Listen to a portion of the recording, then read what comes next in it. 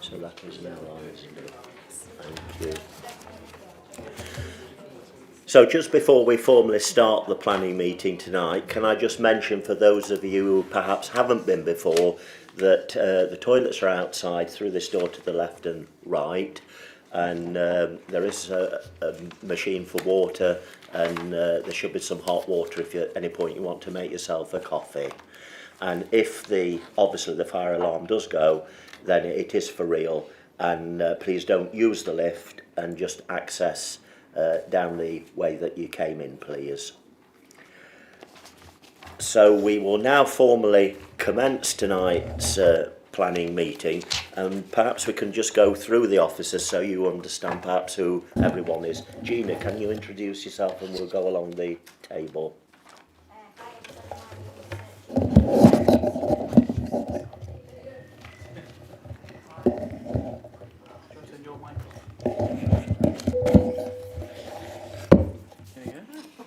Hello everybody, my name's Gina Huff and I'm one of the senior planning officers. Hi, I'm Edward Voden, I'm one of the other senior planning officers. Good evening, I'm Chris Dale, I'm the development manager.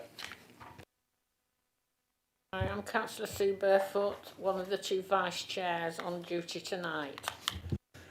And I'm David Burton, the current chairperson of the planning committee and the district councillor for Darley-Dale.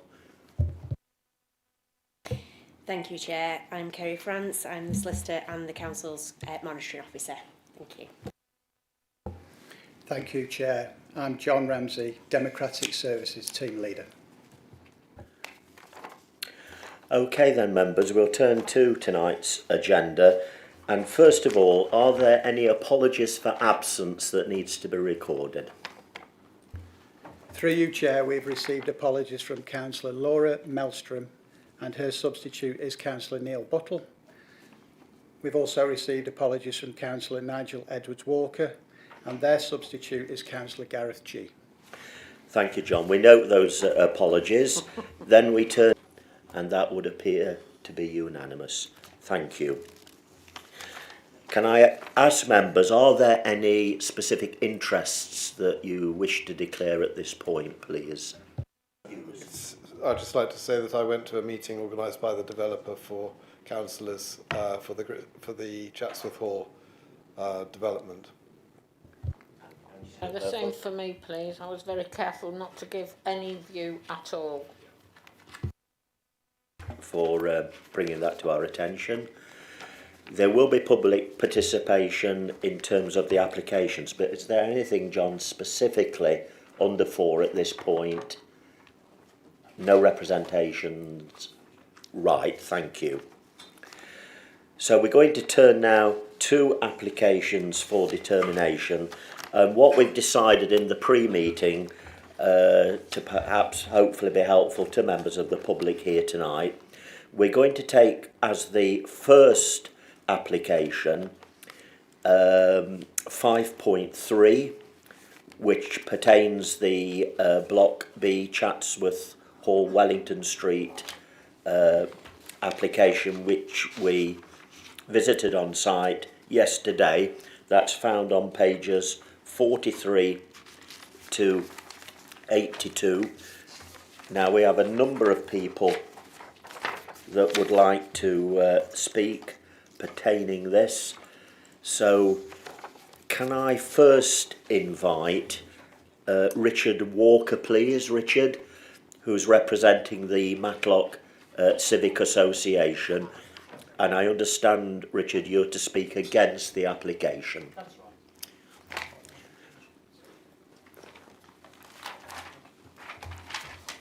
right. The switch is to you, right, Richard, when you want to commence, and you've got 3 minutes whenever you wish.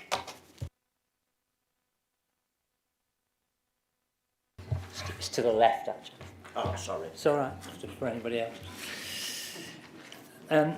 Much has been done to improve this proposal, but I only have 3 minutes and must concentrate on Matlock Civic Association's strong continuing objection to the proposed stepped flat roof design for the 17 dwellings in Poplar Terrace.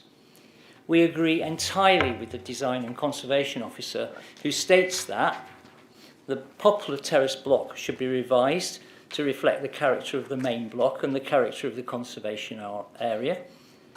She also says, as it stands, the diversion in design will create disharmony within the site and the conservation area. And this would conflict with the aim of the MPPF to achieve well-designed places. So this is a damning criticism. And for the avoidance of any doubt, these are not my words, they come from the District Council's Conservation Officer. Unfortunately, the Conservation Officer comes to the conclusion that the harm to the heritage assets will be less than substantial. This is a disharmonious large block, 3 stories high, which will be eminently visible to everyone passing by the proposed main access from Wellington Street. It will also be apparent to everyone visiting the site. Therefore, we believe that the harm will be substantial. We fully understand that when there is less than 2 years' supply of housing, account must be taken of the public benefits of this proposal to provide housing. However, a crucial point in our estimation is that if the proposal is modified to overcome the Conservation Officer's objections, there'd be no harm to the objective of maximising housing supply.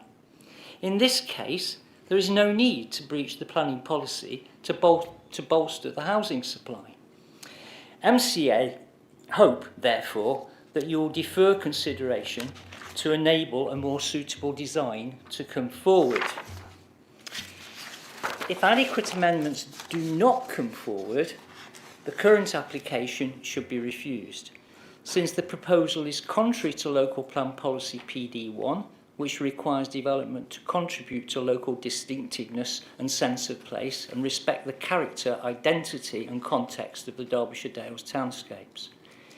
This would be the case if the proposal was outside the conservation area, and the case for refusal is even greater because the application is in the Matlock Bank conservation area, which does not, and so the proposal does not comply with policy PD2, which requires particular protection of conservation areas and heritage assets.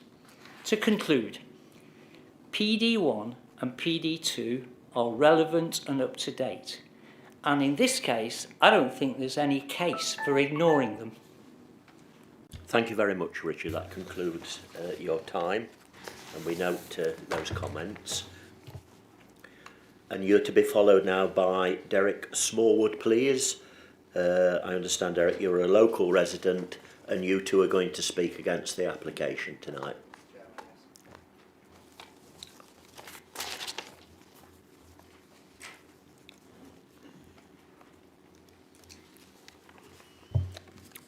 Thank you, Mr. Chairman. Good evening. Thank you for the opportunity to make representations in person. I'm speaking on behalf of my mum, who has lived at number 1 Aberdeen for over 50 years. Our family home is directly opposite the college.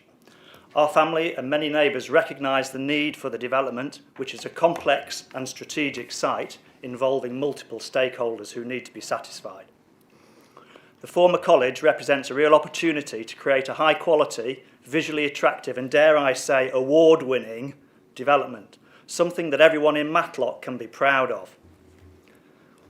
My objections specifically relate to policy adherence and the design of Taylor House, and they also, having listened to Mr. Walker just now, also echo some of the points that he so eloquently made just now. Is the latest design of Taylor House really right for the immediate neighbourhood, Matlock residents and all the stakeholders? A design that, if built, will last for over 50 years or more. I understand the need for policies, guidelines and other regulations and their adherence. However, reading the report, there appears to be a number of areas of non-compliance around housing mix, the approach to providing affordable housing, the commercial development away from the town centre, traffic management, and in particular around the already busy Wellington Street and Cavendish Road Junction. The design of Taylor House clashes significantly with the local architecture, and I quote from the report, "Taylor House will not have significant impact on outlook for residents on Wellington Street." will not have significant impact on outlook for residents on Wellington Street. At least 40 windows and balconies will face Wellington Street. My home and the new apartments will be like goldfish bowls. Taylor House is significantly disproportionate and out of character with the local street scene of Wellington Street.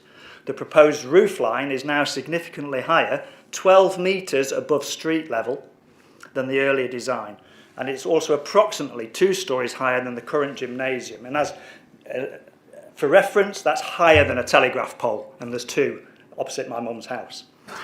And the proposed building is physically closer to Wellington Street.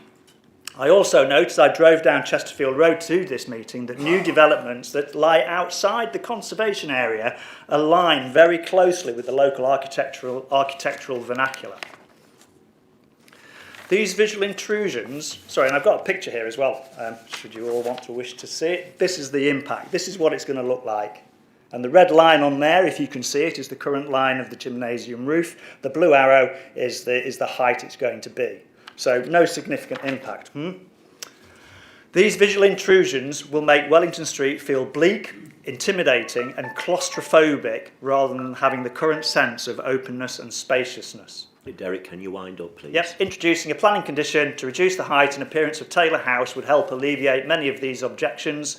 And we also would like a few minor changes to the conditions to ensure that Aberdeen is included in the parking and traffic management conditions, beach hedges retained, and a few others which I can share with you after the meeting. In summary, the development and its assessment probably ticks the boxes, but does not appear yet to wholly achieve a good outcome that all stakeholders are comfortable with. Is it visually attractive? Is it a beautiful place to live? Is it an award winner? And would you be proud of the development? Okay, Derek, thank you. Thank you. I've allowed you more than your 3 minutes. I do apologise, I'm sorry. I did rehearse several times. So. And then finally, Chris Cookman, please. Again, a local resident to speak against the application. And Chris, bear in mind you have 3 minutes, please. Thank you.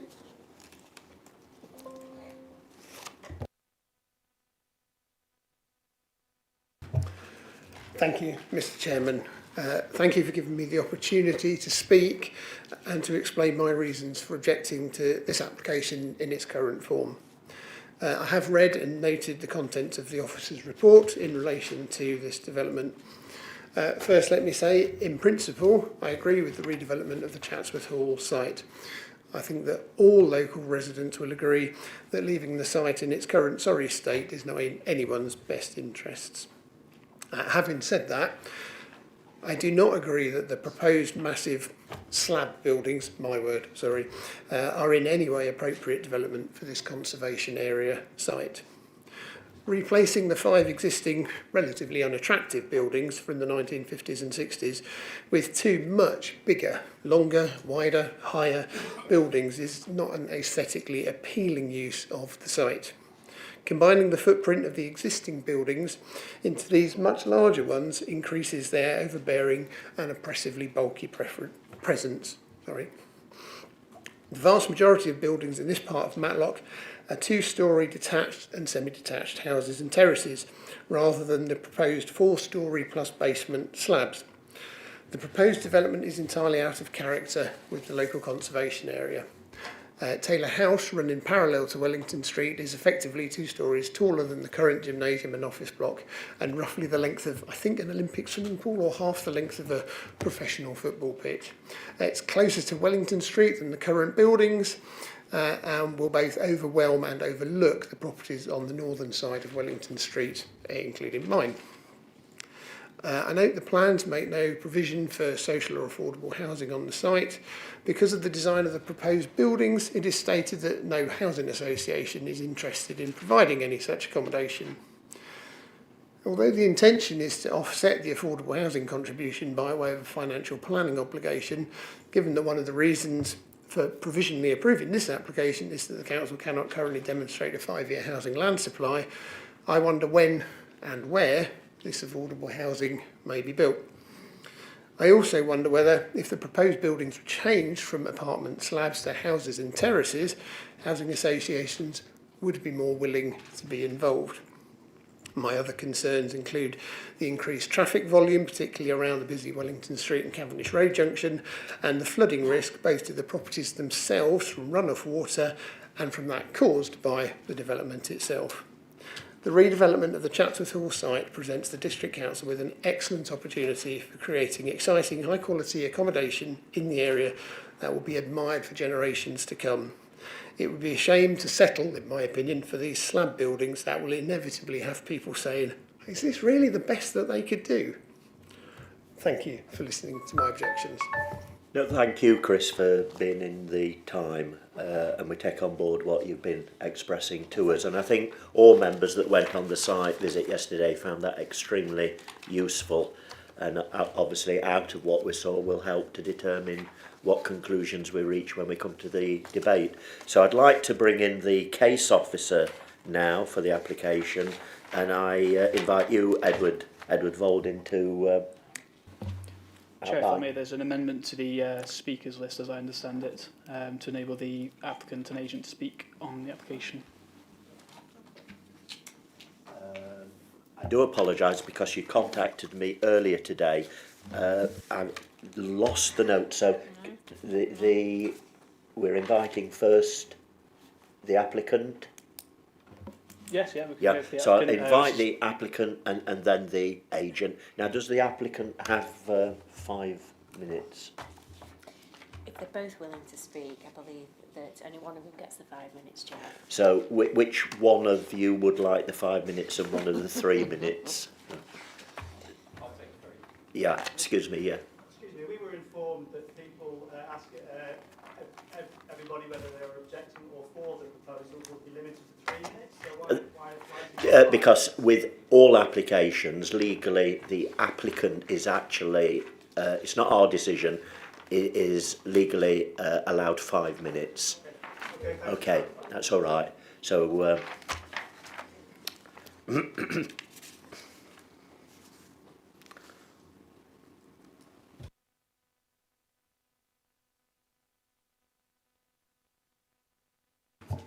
Thanks. My name is James Shepherd, speaking on behalf of the developer, Sterling Property Assets. Thank you for giving me the opportunity to speak in support of the application for the redevelopment of the Chatsworth Hall site. For those of you who are not aware, our company already has planning permission granted for the conversion of the Chatsworth Hall main building, which is a project we started last year and is approximately 6 months for completion and is progressing nicely. The application we're discussing this evening refers to all the other less attractive office buildings on the site, which we feel no longer serve the need of the area. Our plan is to demolish these structures and replace them with new build residential apartments, which we believe will much better serve the area and also provide a significant visual enhancement. When considering this proposal, it is important for members to be aware that if this application is not approved this evening, our alternative Plan B option is to convert the existing buildings in their current form. It's worth mentioning this approach would result in approximately the same number of units. We would do this exercising our permitted development rights to convert empty office buildings into residential apartments. For this, we would not require planning permission. With this backup option B, the buildings would stay as they are externally and only be converted internally, in a similar way to how we are converting the main Chatsworth Hall building, but of course that's very attractive from the outside, so it's appropriate for that building. Of course, this is not our preference, hence we're here today seeking permission for a new build alternative. However, in the unfortunate event that we are denied today and forced down the conversion route, I would like to make members aware the Council would lose a number of important benefits associated with this application we're making today. Via the permitted development route, also known as Class MA, there are a number of downsides for the Council. There would be no minimum parking requirements, no affordable housing contribution, no payment to the NHS, and none of the other various payments to the Council mentioned in Edward's report. I thought it was worth highlighting these things so that members can fully appreciate the benefits of our preferred new build option that we are seeking permission for with this application. The new build project is a far greater undertaking that will require more time and a significantly higher financial investment to complete. However, it is more than worth the extra time and money in our opinion. The existing buildings detract from the conservation area, and no matter what we did internally, they would never provide the same quality housing that our application will offer. Our proposed apartment will enhance the conservation area for local residents and provide quality accommodation in a highly desirable part of Matlock to live. As the site has been empty for over 2 years now, I appreciate some of the local residents may have become slightly accustomed to the site being quiet and empty and may naturally be reluctant to support the site being put back into use. However, the site remaining empty is not a long-term viable solution, and I feel it's important that the site be put back into use as soon as possible. I would like to remind members and other residents of Chatsworth Hall was once, up until a few years ago, a very busy group of office buildings. For many years, these buildings accommodated a large number of workers, and at their peak, there were over 200 people working at Chatsworth Hall every day. I must ask you to conclude now because I've given you overtime. Okay.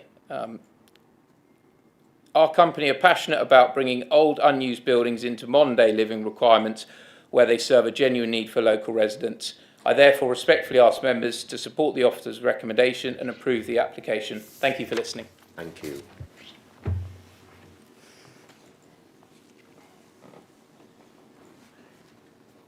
I do apologise. You are the agent. I'm the agent. So you've got the 5 minutes then. Fantastic. Yeah, thank you. fine. I think the microphone's on. Well, thank you, Chair and members, for the opportunity to speak to you tonight. My name is Jamie Wallace, and as the acting planning agent on the proposals, I wish to talk through the application process the applicant has followed, the scheme's acceptability in policy terms, and the Council's 5-year housing land supply position. I believe it's important to recognise that the scheme in front of you this evening has been informed through pre-application discussions with officers who have continued to support the proposed redevelopment of this brownfield site in principle. The applicant has also engaged with local residents in close proximity to the site to understand any concerns and has altered the scheme layout where possible to address previous objections. The applicant has also engaged with councillors offering a site visit to further discuss the intent behind the proposals in front of you. This collaborative process has directly inputted to the evolution of the scheme, which encapsulates the key pillars of sustainable development as described both within national and local policy.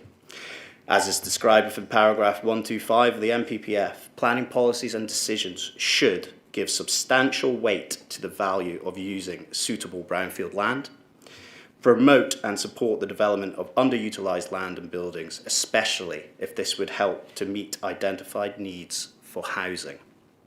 The proposed redevelopment of the site for 68 residential units is in complete accordance with these core objectives by making a meaningful contribution to meeting the Council's local housing requirements, whilst regenerating the existing dilapidated buildings and redundant land.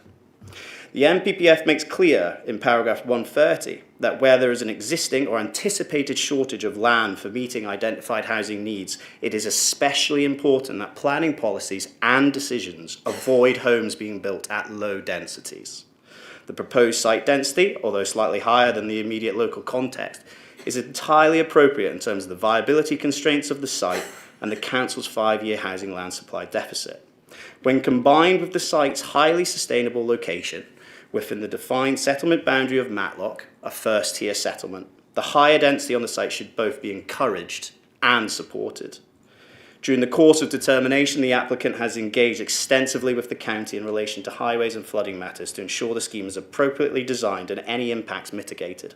Such mitigation includes significant highway improvement works as well as a surface water management strategy, which will drastically improve existing surface water runoff issues down Chesterfield Road.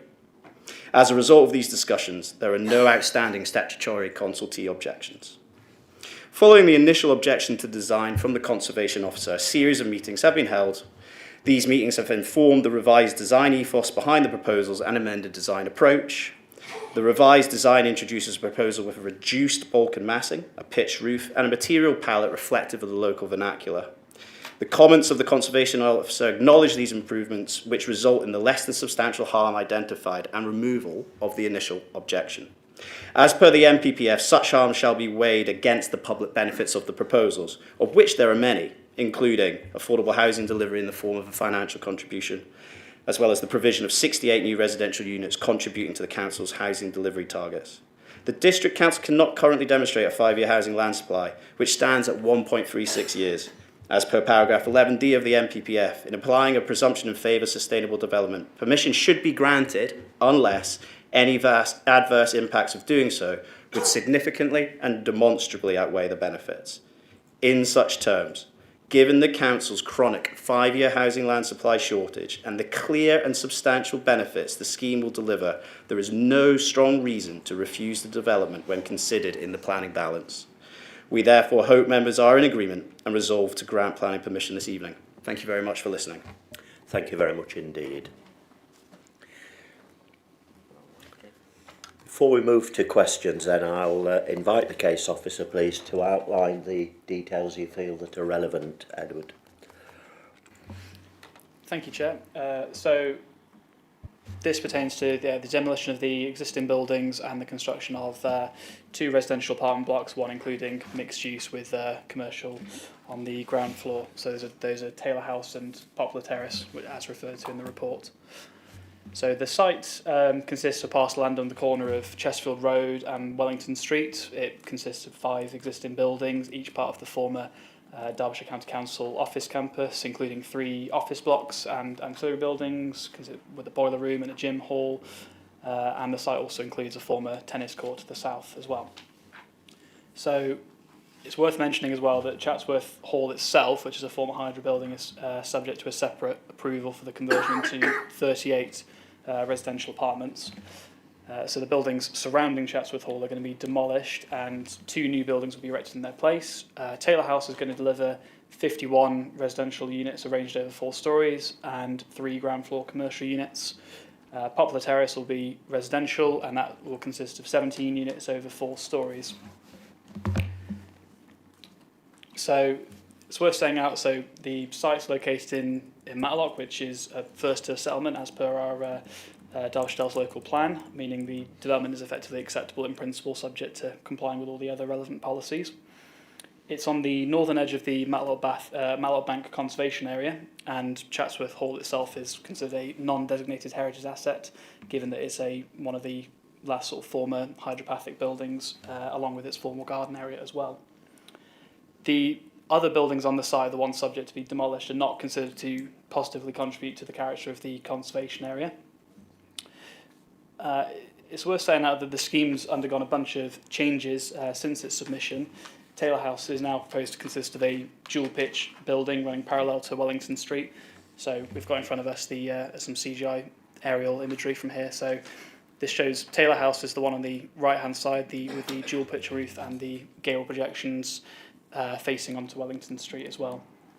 And then it consists of a gable-ended corner on the junction between Wellington Street and Chesterfield Road. And then just turning to the Wellington Street view as well, so in between the 5 gable projections there'll also be the glass balustrade in between them, which will serve as balconies as well.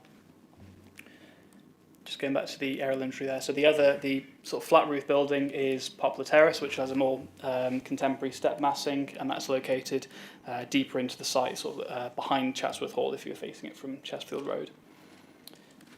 Taylor House in particular is now considered to respond better to the conservation area and to the setting of Chatsworth Hall than the original scheme.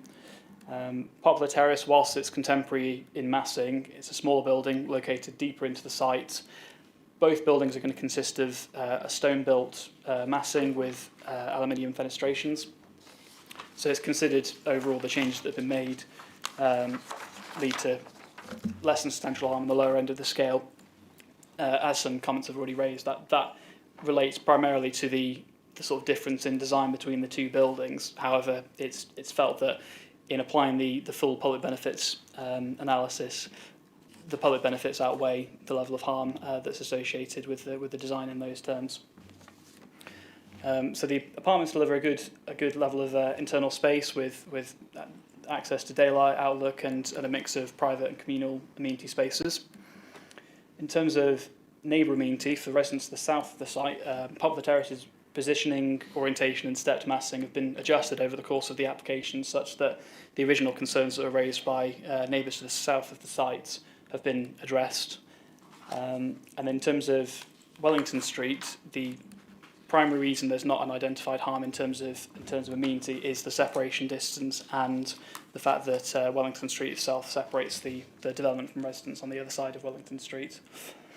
So whilst there may be an impact on the south-facing views from those existing residents on Wellington Street, it's not considered, views specifically aren't considered material planning consideration, and in terms of outlook and overbearing impact, it's not considered that there be a significant impact such that would warrant refusing the application. In terms of matters such as highways, the application's been, again, it's been revised over the course of the assessment period to address any highway safety concerns that are raised by the Highway Authority. If we bring up move to the site plan just to go over this bit. So the access on the corner adjacent to Wellington Street and Chesterfield Road has been moved further south, adjacent to Chatsworth Hall. That's one of the main revisions on highway terms.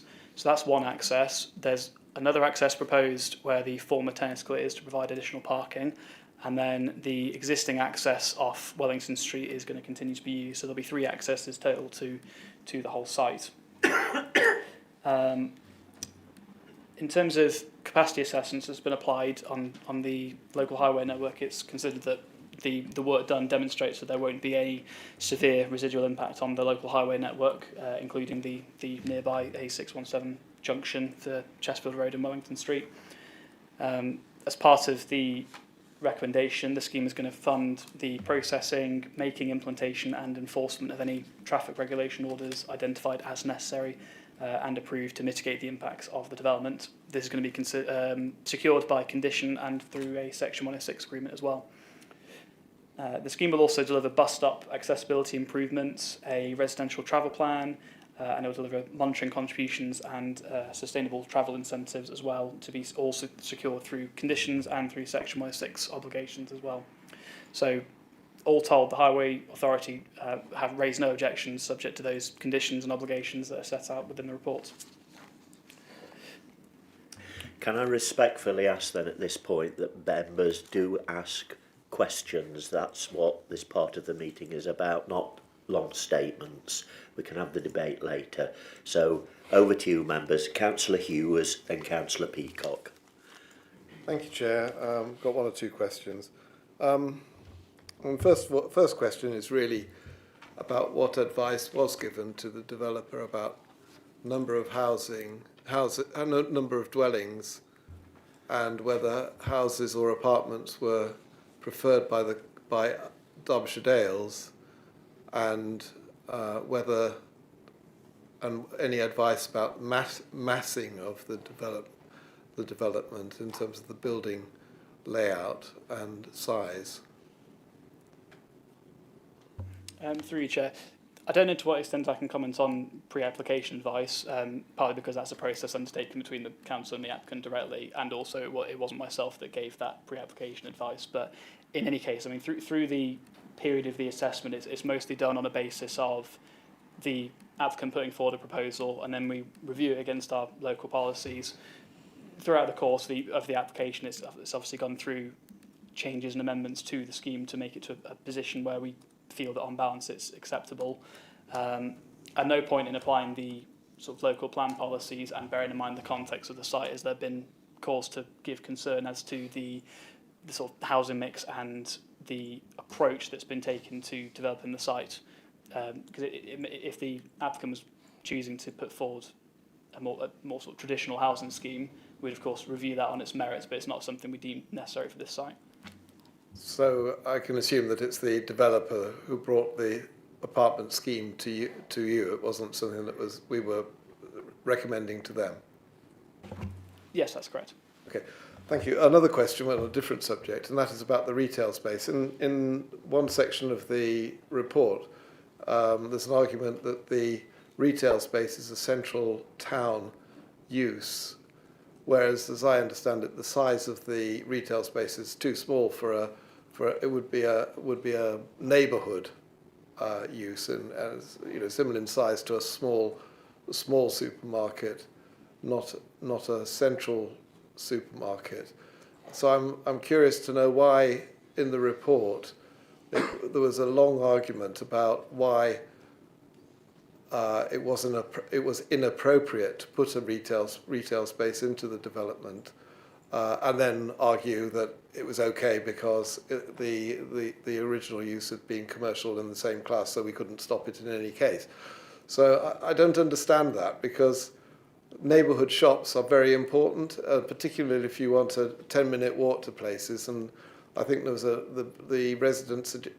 developer has a diagram showing walking distance to different, or walking time and distance to different places, and indeed the shops in the centre of Matlock are beyond 800 metres, which I believe is the standard for walking distance to the shops. So it seems entirely appropriate that there should be retail space in this development at that point. So I'm curious to know why such an argument was put forward.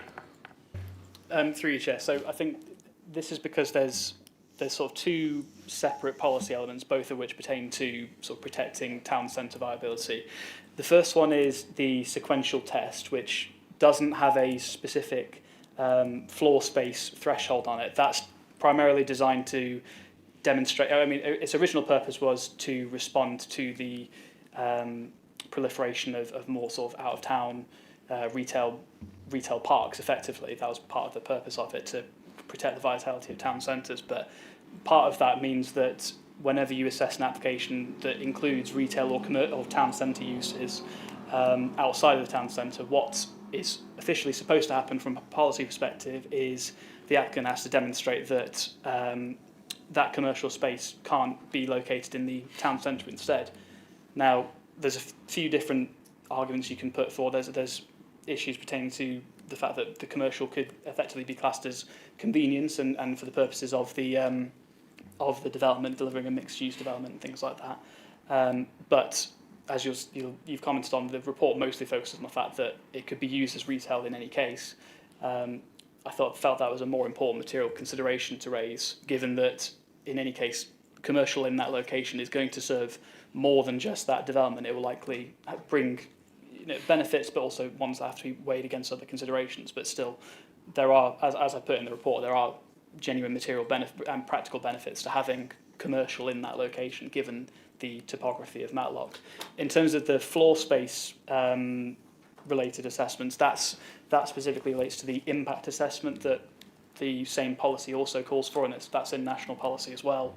That is normally tailored towards larger retail elements, where if it was large enough, you'd have to do an assessment to establish how much trade was going to be taken out of the town centre. Again, the main reason for having that policy is to prevent sort of commercial developments outside of the town centre taking significant amounts of trade away from it and harming that viability. But again, given the nature of the commercial elements here and the fact that there's a fallback to the existing use, it's not something that I felt was a significant issue, even though there's some policy conflicts technically, if that makes sense.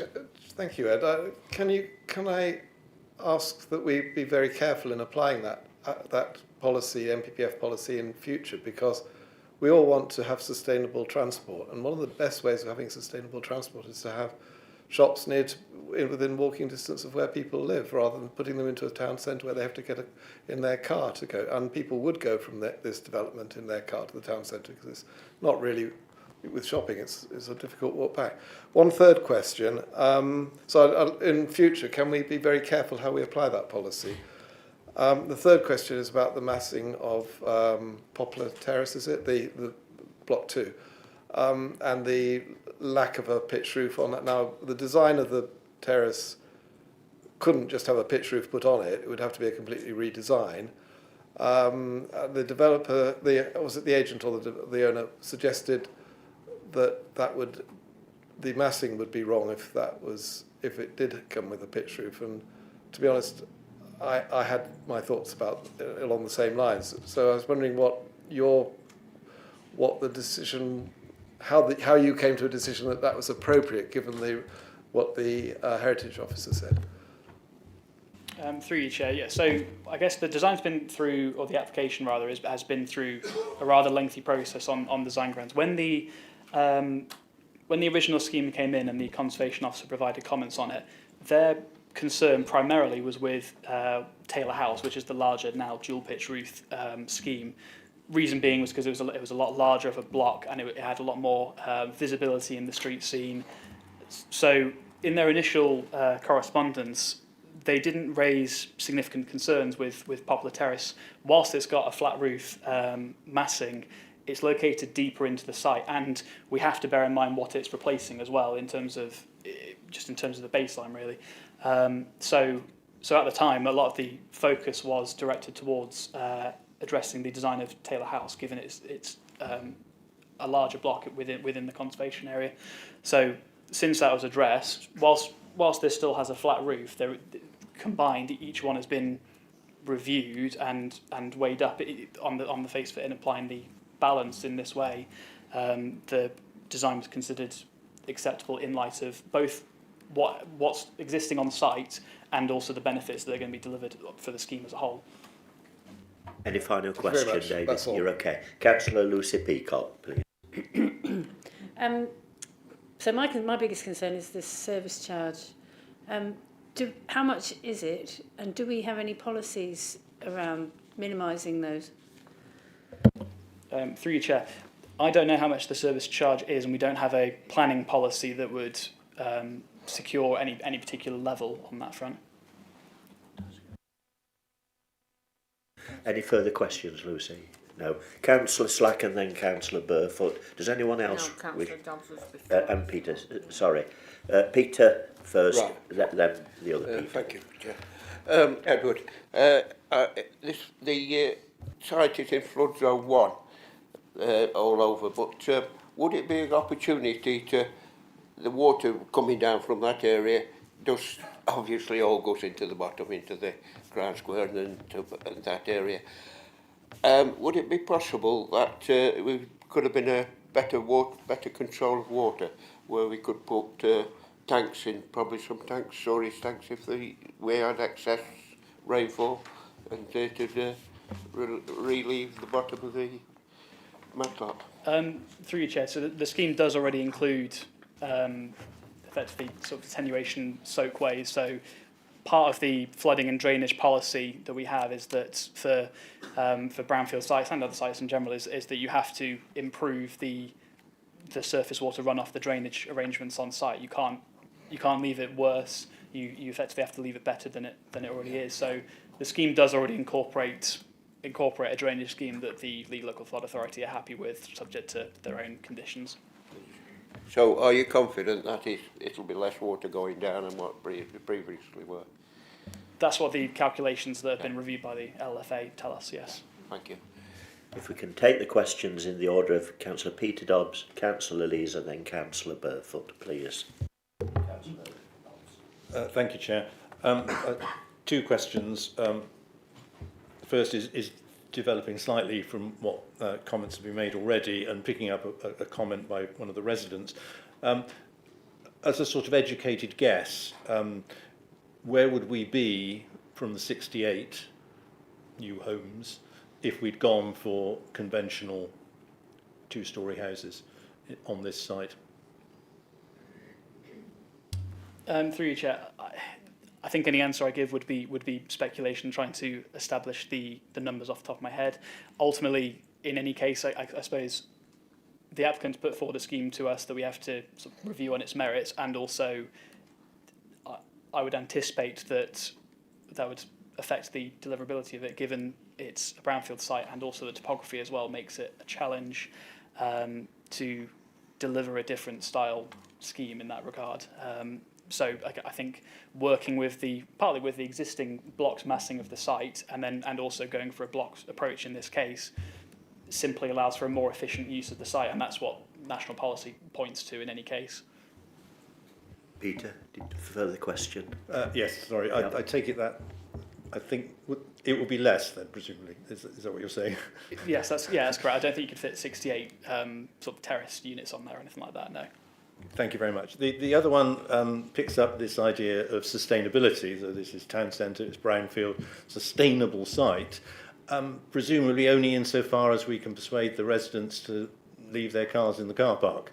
And to that end, I note that there is a travel plan that's conditioned, and I also note that there's a charge of £2,000 per year over 5 years to monitor that. I notice that's twice the library book contribution, so we get 5k worth of library books. What exactly will Matlock or whoever get for the 10k worth of travel plan monitoring? Edward? Yeah, through you, Chair. So that money is primarily to so it's to deliver the monitoring of the travel plan over that number of years. That is effectively to fund the staffing in order to undertake that process. Primarily because, unlike other things that are secured by condition, it's something that has to deliver targets over a set period of time and demonstrate that those measures have been implemented. Again, sort of over a prolonged period. So those contributions are there to provide a robust way of sort of securing those measures and ensuring that there's funds available to staff monitoring of those obligations. So that's something we would expect the county council to fulfil in monitoring it.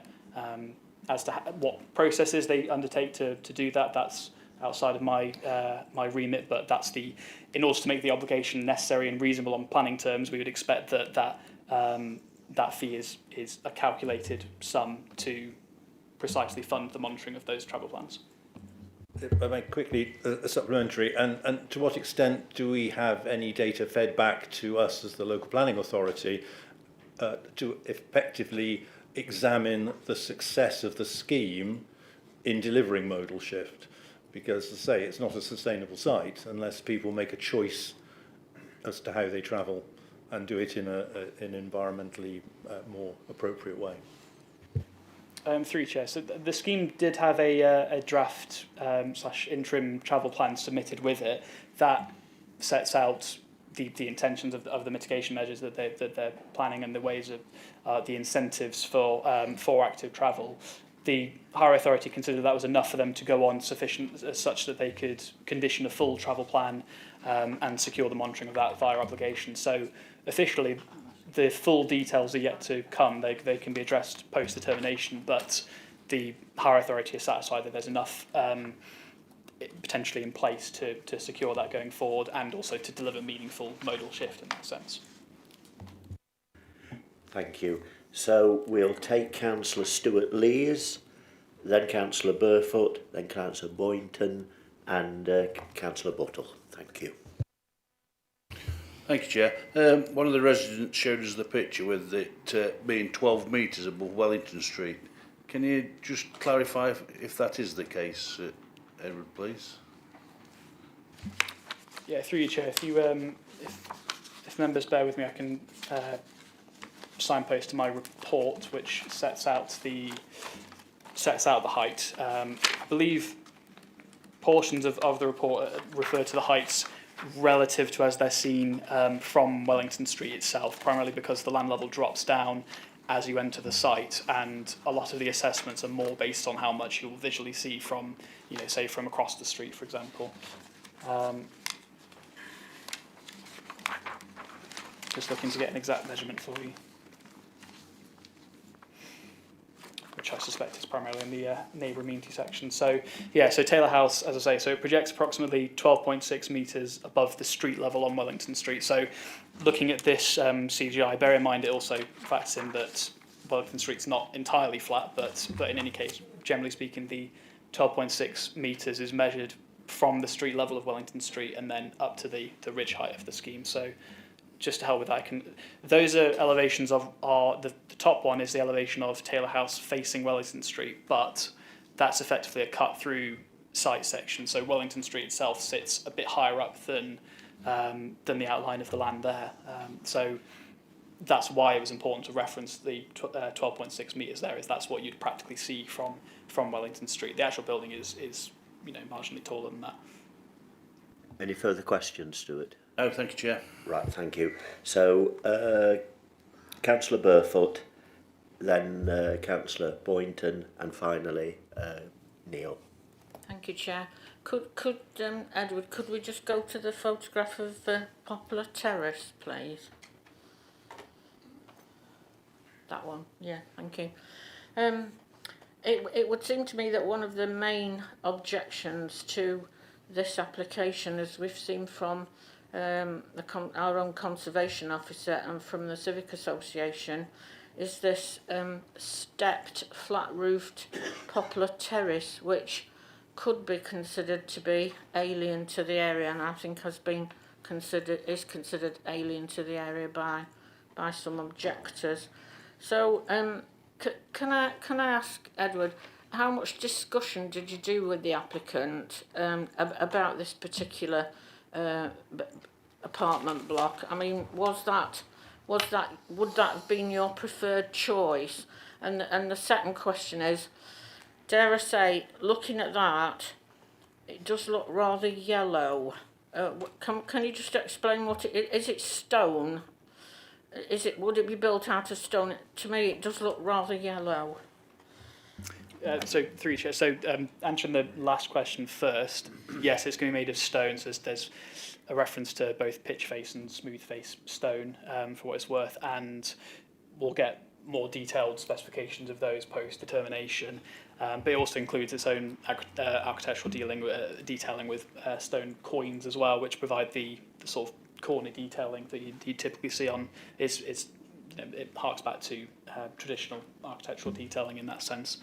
As for the sort of conversations that have taken place, as I highlighted earlier, I guess the initial conservation response we got was much of the critique was primarily focused on Taylor House, the other building within the scheme. That's, again, primarily, I think, due to the difference in scale, and also that Taylor House is much more visible in the street scene, can be seen from larger views, and it's just a larger building in general, and it's also closer to Chatsworth Hall as well, because it's not just the conservation area they're considering, it's also the impact on Chatsworth Hall itself, which is not a listed building or anything like that, but it's still considered a non-designated heritage asset just because it's a former Hydra building. So through the design evolution, much of the focus has been on Taylor House because it was considered, whilst it has a contemporary massing, the use of high quality materials, use of stonework, and its location within the site, and also the buildings that it's replacing as existing, all meant that it wasn't considered necessary to amend that design to anything else, bearing in mind all of the other bits of considerations that we had to make. So as I may come back, Chair, to you, Edward, do we know why the applicant considered that to be preferable to, what could be considered as more in keeping with the area, and that there aren't really any flat roof buildings in that area? I'm not clear what the reasons are for wanting a flat roof stepped building like that. Through Chair, obviously I won't speak actually for the applicant, but if I had my own observations, I mean, primarily obviously they were working with our guidance again, which was mostly focused on Taylor House, but also in any case flat roof developments. I anticipate, I don't know the full sort of financial details around it, but a flat roof scheme would likely be more efficient in terms of being able to maximise the amount of housing that's delivered on the site. I think that's the primary benefit that's for consideration. That's something we have to consider as well, just for maximising the use of brownfield land, because it's a good opportunity to deliver housing in a sustainable location in that sense. So like I say, I think that's I can't speak for the full commercial or business reasons why that was pursued, but that's my understanding of it, and ultimately we assessed it on what we're given and based on the revisions that are put forward to us. Councillor John Boynton. Thank you, Chair. Mr Shepherd informed this committee that should this application not be granted, the company will go ahead anyway and convert the existing buildings, which probably isn't desirable. I just wondered, Edward, if you can just clarify whether this is possible and to what extent under the permitted development discussed. Good question. Edward? Through you, Chair. So it's not as simple as them having blanket permitted development rights to do it, full stop. There are permitted development rights to convert from office use to residential. Indeed, that's what's being done with Chatsworth Hall. But that particular permitted development right is stipulated that the applicant still apply to the local planning authority for determination on prior approval matters.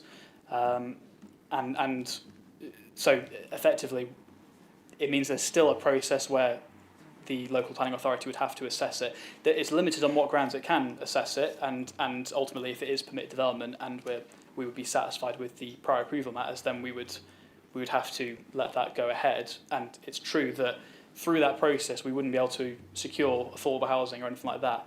But the reason that's not highlighted within my report, A, because I didn't think it was necessary to make the application acceptable, but also because officially speaking, that's not something the applicant could do straight away. They would still have to apply to us, and I wouldn't be able to guarantee at this stage that prior approval would be granted. Obviously, you know, it can still be put forward, and there are permitted development rights for it, but it's not as simple as going straight away and building it. Thank you for asking that, John. Councillor Buttle, Neil. Thank you, David. I think I've got three questions. The first one is to do with the change of level between Wellington Street and the frontage of Taylor House, I think it was called, and the fact that there's a certain amount of cars going to be coming down there. Do we have any sort of standards for the quality of wall to make sure we don't end up with one of those ludicrous situations with a car sticking out of the first floor of the flat? Through you, Chair, if we do, those fall outside of planning, I would say. There'll be more either health and safety or building regulations in that regard. That's not a specific concern that the Highway Authority have raised. They've obviously assessed it on highway safety grounds, and they're satisfied with the scheme in that respect. So that's not something specific that they've raised. Okay, thanks. Second one, when you do your validation, and I've just done this with Google and what have you, and the trees that are showing in their virtualisations do seem to be there, and the scale seems to be about right, but do you actually check that their virtualisations have any reality to the existing crop of trees and their sizing and scale? Through you, Chair. So the visualisations aren't a validation requirement. We would obviously expect that they are a sort of genuine representation of the proposal, but primarily we assess the application on all of the plans that are submitted. So it's primarily related to the sort of formal elevation. So officially speaking, we would use drawings like this really to assess the design of the building as a whole, and then matters such as landscaping, we would assess that through landscaping plans and through the site plan as well, which is there as well. So typically, because visualizations aren't subject to sort of topographical surveys or anything like that, so there's not a guarantee that they are 100% accurate, whereas plans we would expect them to be accurate because they are based on topographical maps, and particularly for things like landscaping as well, because we would condition planting and stuff like that to be as per those plans. Thank you very much. People do tend to mock architects' visualisations and what you get and what you in comparison to what they're selling. But if we keep an eye on that, David's already got you keeping an eye on one set of stuff. Here's another. Lucy mentioned, or Councillor Peacock mentioned the management fee and what have you, and the fact we have very little control of it. There will be a management and maintenance, presumably board, group. I don't know how they would choose to describe it. Could we ask by condition that there are a couple of residents who are members of that group, so that their voices are heard by the management committee? Edward? Edward. Through you, Chair, I would suggest that's not going to be a planning matter in this instance. I don't think it's something we could reasonably enforce or consider that the application, you know, all of the conditions technically have to meet the test that they are necessary to make the application acceptable on the grounds of it, all of them combined. So I don't think a condition to that effect would A, be enforceable, or B, be required in order to make the application acceptable. Okay, I'm having fantastic success with my questions. I do actually really like this, unless there's anyone else going to ask questions. I'm quite happy to move that this one is accepted. We're not at that point yet. Okay. You got 3 questions. You only asked 2, Neil, which is unusual for you. I'm going with visualisations, the safety of passing cars, and whether or not we could do condition. So I think I've done the 3. Lovely. Thank you, Neil.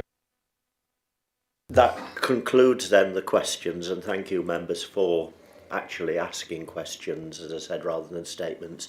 So we now go into debate. There is an officer recommendation before us, so to save a lot of time, it's a question of either somebody moving and seconding it, and then we debate that, or somebody moving a recommendation contrary to that on the agenda. So, Councillor Buttle. May I suggest that we accept these plans, move it forward, get it built? So it's been moved by Councillor Neil Buttle, seconded by Councillor Lucy Peacock. We're now into debate, members. So, Councillor Slack. Thank you, Chair. I'm very disappointed with this planning application because the affordable social housing seems to be pushed to the back and reduced radically. I think we haven't been good enough to get. We should have got more affordable and social housing out of this project, in my opinion. But I don't know what Edward thinks. If we could have done better. Edward, any comment? Through you, Chair. So, yes, the affordable housing is lower than what the local plan sets out, but the primary reason that's acceptable is because of this overriding national policy on vacant building credit. So it's there to encourage developers to want to develop brownfield sites because they are inherently harder and more financially costly to develop. And obviously affordable housing, whilst it's, you know, it's a significant social benefit, it's still nevertheless chips away at financial viability in that sense. So there's a national policy that enables, that effectively credits existing floor space that's going to be redeveloped against the normal amount of affordable housing we would secure. So that's why the number is less than you would expect. It's still providing, I think, a £318,000 contribution towards our ability to deliver affordable housing ourselves, which is something our housing team have considered is an appropriate solution for this site. But that's the reason why the affordable housing is less than, say, a greenfield site. It's central government's solution to encourage developers to seek out brownfield sites. That's the reason the affordable housing is different from what you might expect. Can I just come back, Chair? Yes, absolutely. Yeah. It's taking it away. It's this central government is taking that away from social and affordable housing, which should be more. It's not doing any good at all to get to a housing target either for social and affordable housing. So I don't think in future we will have to be very watch this situation and probably impress that we should insist that we should have more social and affordable, in my opinion. Thank you, Chair. Thank you, Councillor Sack. Councillor Hughes. Thank you, Chair.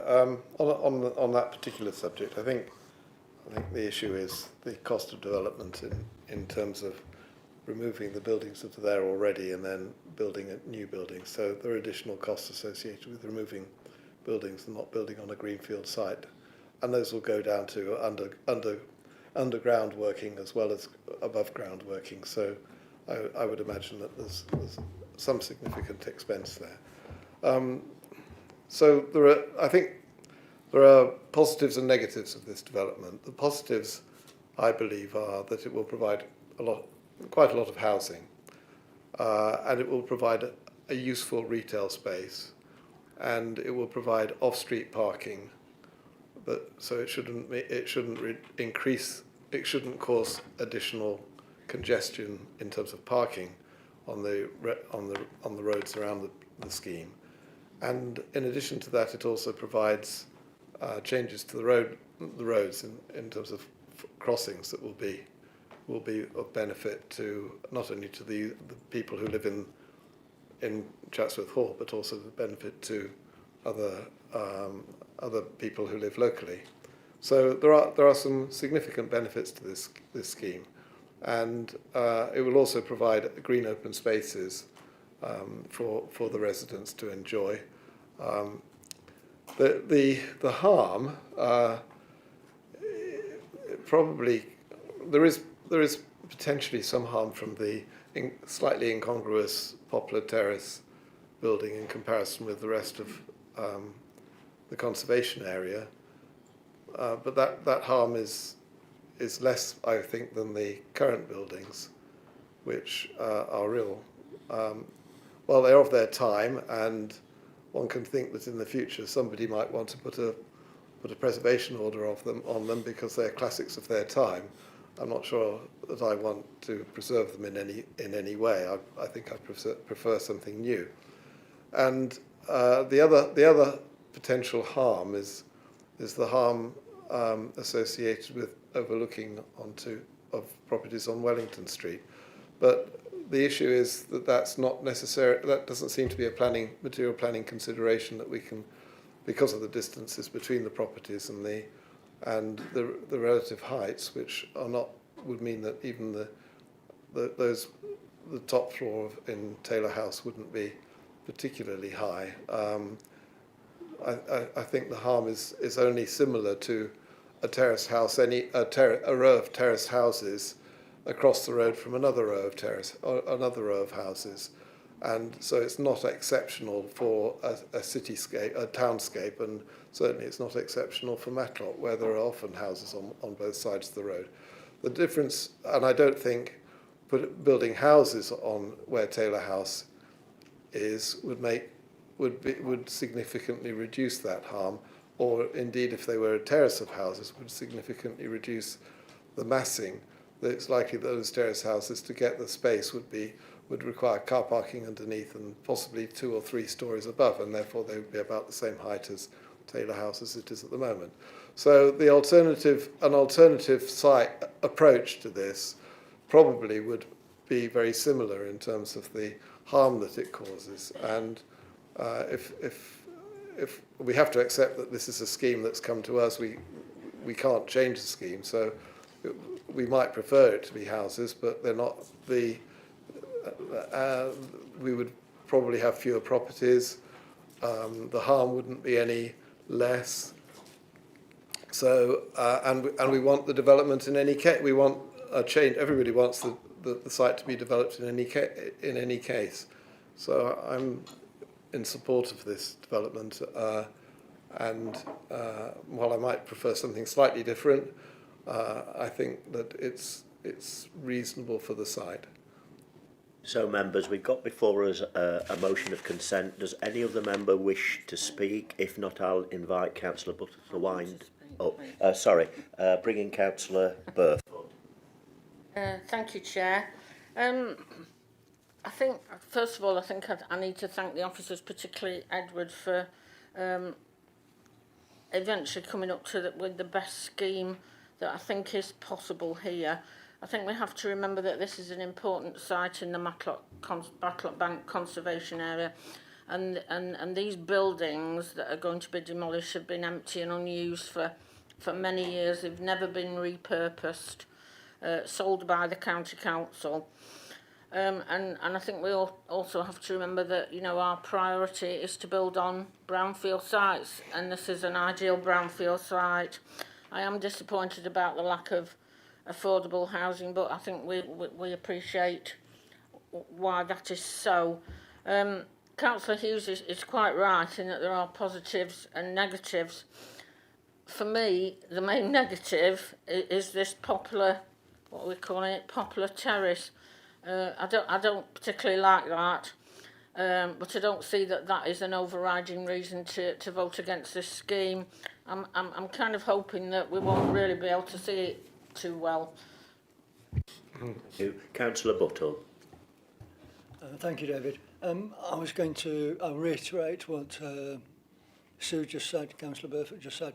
I think the officers have done excellent work on this. I think it's the way the massing of Taylor has been pushed back by the ridges and the gables or whatever you call them. I think that works really well. The Poplar Terrace, I disagree with her about. I think it's great. I do really. I think it's going to be interesting, and yet not intrusive. But again, it's not a planning matter, so it doesn't really matter what I think, does it? So I'd just like to thank you very much and thank the officers and all the people involved. I feel we've had a good debate, so I think we should now put it to the vote. There is a motion that you support officer recommendation and grant consent. All those in favour, please clearly show. And that would appear to be unanimous. Thank you very much, members. Yeah. Now, just for clarification... Chair, can I just make a request that developers don't come and blackmail us and patronise our guests by saying that if we don't build what we want to build, we're going to build something worse, and then saying, well, the remarks made about the residents, it doesn't fit well with what we're trying to do. Point taken, David. Yeah, absolutely. Just for information, for those remaining in the meeting, we have withdrawn, the applicant rather has withdrawn application 5.2 on pages 25 to 42 pertaining 25 Beresford Avenue, Ashbourne. Can I ask members at this point, do you want to have a brief break or do you want to proceed to the next application? You're happy to proceed? Right. So we are now turning to, let me get it right, we're bringing forward the application pertaining the racecourse retreat campsite, Matlock and Wirksworth, which is found on pages 83 to 98, and that again we visited yesterday on the site visits, and we have a number of people that wish to speak, but perhaps before we hear them speak, I think members need to first of all have a look at least at the written representations before us. So we'll take a few moments. It's impossible to read the whole lot, but we can at least take on board what these representations are saying. There are 4 in front of members.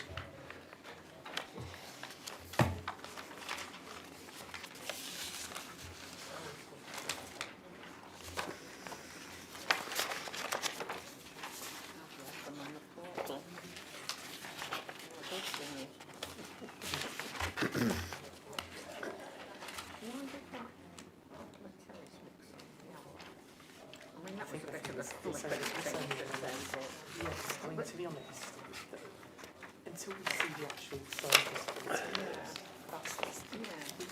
that's only when we get the samples. There's conditions that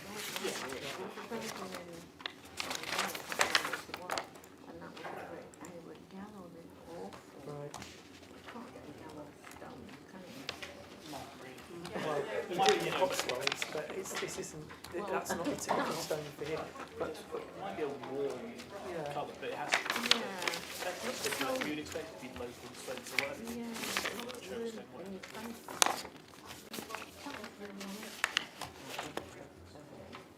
Yeah, true, it's not something to do like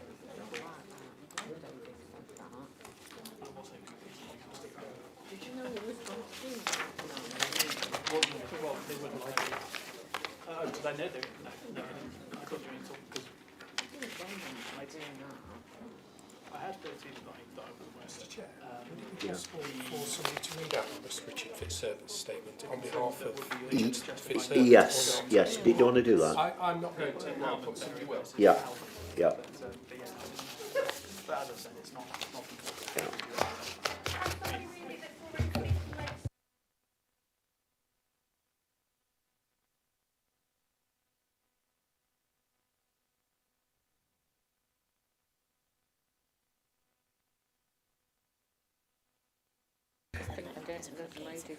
Yeah. I'm going to have to come down hard because unfortunately there are 4 and we would have to read all 4. I did receive from Sir Richard and I have read what he conveys to the committee. So I think we will take a few minutes longer so that people don't feel that these representations haven't been given the valid time that they deserve. If during this time members of the public want to go and get a drink or stretch your legs, because it's going to take at least another 5 or 6 minutes.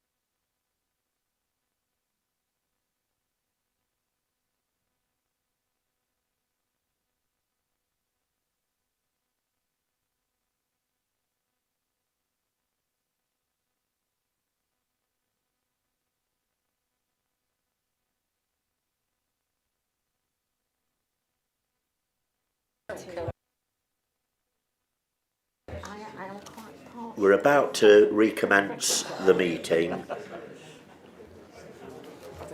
And just a reminder, we are now considering the erection of 4 glamping pods, associated hard and soft landscaping works, including car parking and access to units. The case officer is Edward Vordin, and we have a number of people who we need to listen to. I know with the written representations it was 2 in favour and 2 against. So can I invite first of all Vanessa Dewhurst, is it Dewhurst? If you would please come and address the committee, and you're speaking against the application.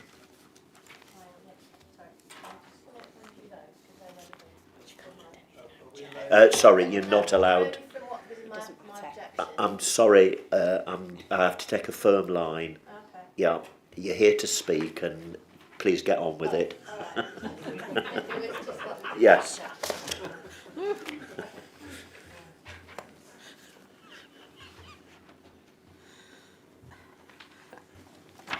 Okay. I live at Hurst Cottage, the property nearest to the development site. This application is identical to the one refused by Planning Committee on 15th of May last year, at which I also spoke. The new application says it seeks to address the reasons for refusal, but in my view fails to do so. Mr Vordin's report outlines why he concludes the pods are an unsustainable form of rural tourism, and why the harm it would have upon the Grade 2 listed Hardhurst farm would not be outweighed by any public benefits. I fully support his conclusions. However, I want to address the adverse effect this development would have upon the amenity, tranquility and public enjoyment of the adjacent area. The issue of noise, disturbance and visual impact formed a major part of the discussions by the committee in May last year. To address the noise issue, the applicant has commissioned an acoustic report which does not fully reflect the impact upon our community. The very nature of holidaying in a pod is about outdoor living, and therefore the exposure to noise and disturbance is increased. This is not reflected in that report. It takes no account that at night background noise is virtually non-existent, and the acoustics are such that noise, exacerbated by the elevated position of the pods, will travel down the valley. The most accurate method of assessing disturbance is to describe our experience so far of the camping site, which is located further away than these pods will be. You will see from the objection letters that neighbours are very concerned by noise and light pollution. My neighbours, Rob Barlow, Rebecca Pitt, Neil Thompson, Richard Pett, Mr and Mrs Alton and Mr and Mrs Hunt, have all described the fact that the noise from the campsite already impacts detrimentally upon them and are equally worried about visual intrusion on the area. Rob Barlow, Richard Pett and Neil Thompson all added that the noise impacts upon them despite them not being close.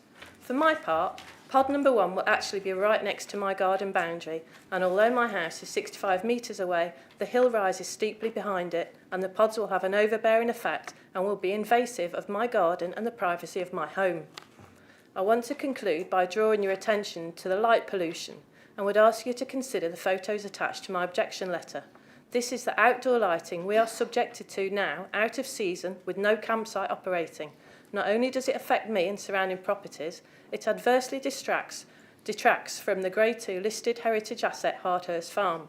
This is before any additional lighting to illuminate pods, their decks, the hot tubs, the car parking area and the hillside access paths.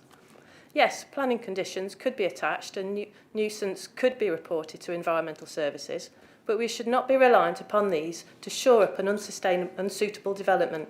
I would ask you to follow the officer's recommendation to refuse this application and to also apply policy EC9 criteria E, that this development will adversely affect the amenity, tranquility and public enjoyment of the adjacent area.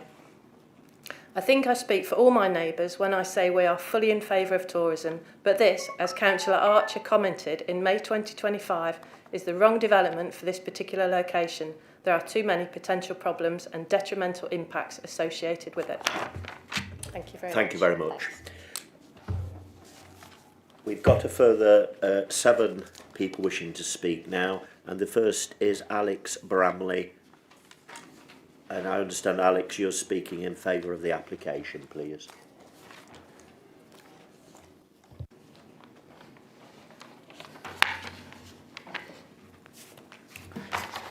Thank you, Chair, and thank you, members, for the opportunity to speak today. I'd like to set out what is the modest proposal for 4 glamping pods is appropriate for this location, just outside the wonderful town of Wirksworth, and why the evidence in the officer's own report supports a more balanced conclusion. First, on sustainability and transport. We recognise that policy EC9, point D, is the key issue. However, rural tourism across Derbyshire Dales inevitably involves some car use, and the local highway authority themselves confirmed that the development is unlikely to generate unacceptable impact on highway safety or several residual impact on the road network. We have gone further than most rural sites by offering a comprehensive sustainable travel package, promotion of Derbyshire Connect, the dial-up bus service already operating locally, provision of electric bikes on site, enabling car-free access into Wirksworth via establishing cycle routes, visitor information packs highlighting walking routes, cycle routes and local services. And we are also actively exploring the purchase of a Kia PV5 7-passenger electric minibus as an additional low-carbon transport option. This would allow us to offer shared, zero-emission transfers for guests, further reducing private car use and strengthening the sustainability of the site. This is a realistic, proportionate approach to sustainability in a rural setting where conventional public transport simply does not exist. It demonstrates a genuine commitment to reducing car reliance, even though the policy wording is rigid. Second, on heritage. We fully respect the significance of Hardhurst Farm.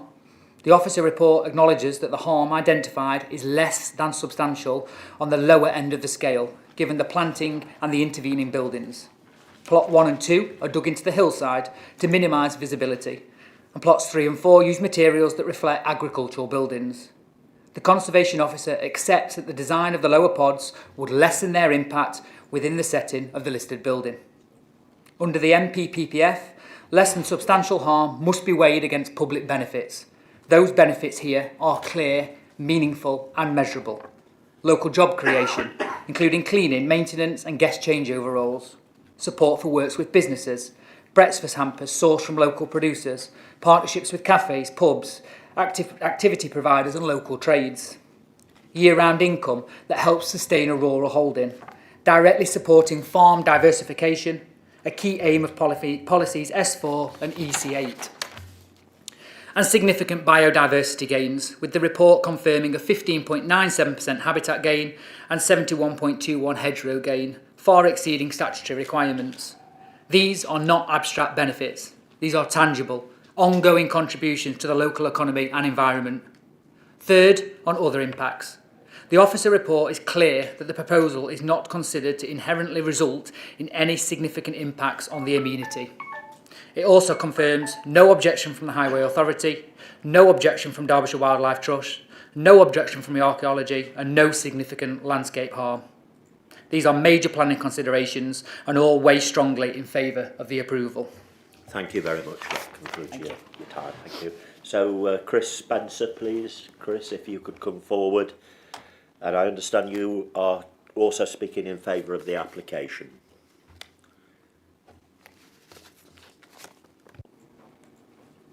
Can I remind you, you've got 3 minutes. Thank you. Okay. Chair, members, I appreciate the concerns that have been raised regarding sustainability in transport, but I'd ask the committee to consider this proposal in the real context of rural tourism within the Derbyshire Dales and Peak District. This is not a large-scale holiday park or intensive tourism development. It's a modest proposal for 4 glamping pods intended to provide low-impact countryside accommodation in a genuinely rural location. The report places significant weight on the suggestion that visitors would be wholly reliant on private cars. Respectfully, I do not believe this factor is a reasonable basis on which to refuse rural tourism a proposal of this scale. The practical reality is that most visitors to rural accommodation, whether glamping pods, shepherd's huts, campsites or holiday cottages, travel by car. That is particularly true for families, walkers, cyclists, older visitors, dog owners and those carrying luggage or outdoor equipment. It is simply the nature of countryside tourism across the Peak District and the Derbyshire Dales. There are already many comparable tourism businesses operating successfully in similarly remote locations. For example, Twitchell Farm in the Hope Valley is approximately a 20-minute walk from the nearest bus stop over rugged terrain and a steep incline. Sweet Knoll Farm near Peak Forest is also around 1.5 miles from the nearest public transport link, and in both cases visitors overwhelmingly arrive by private vehicle because that is the practical reality of staying in rural countryside accommodation. These businesses continue to contribute positively to local tourism while coexisting appropriately within the landscape.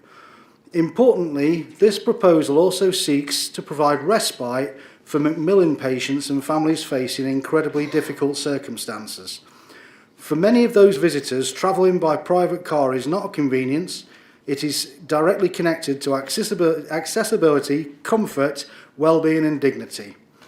My own sister-in-law and nephews travelled from Gloucestershire to stay in dog-friendly rural accommodation in Derbyshire following the untimely death of my brother-in-law from pancreatic cancer. They came in a car and trailer carrying luggage, equipment and their dogs. At such a difficult time, the comfort, privacy and practicality of travelling by car was a necessity, and access to public transport was simply not a realistic consideration. I fully understand the needs to protect the countryside and ensure development is appropriate.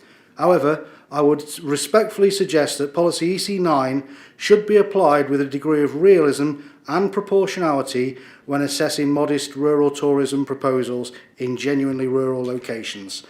I therefore ask the members to take a balanced and pragmatic view and to consider whether the social and economic and environmental benefits of this proposal outweigh the concerns identified. Thank you.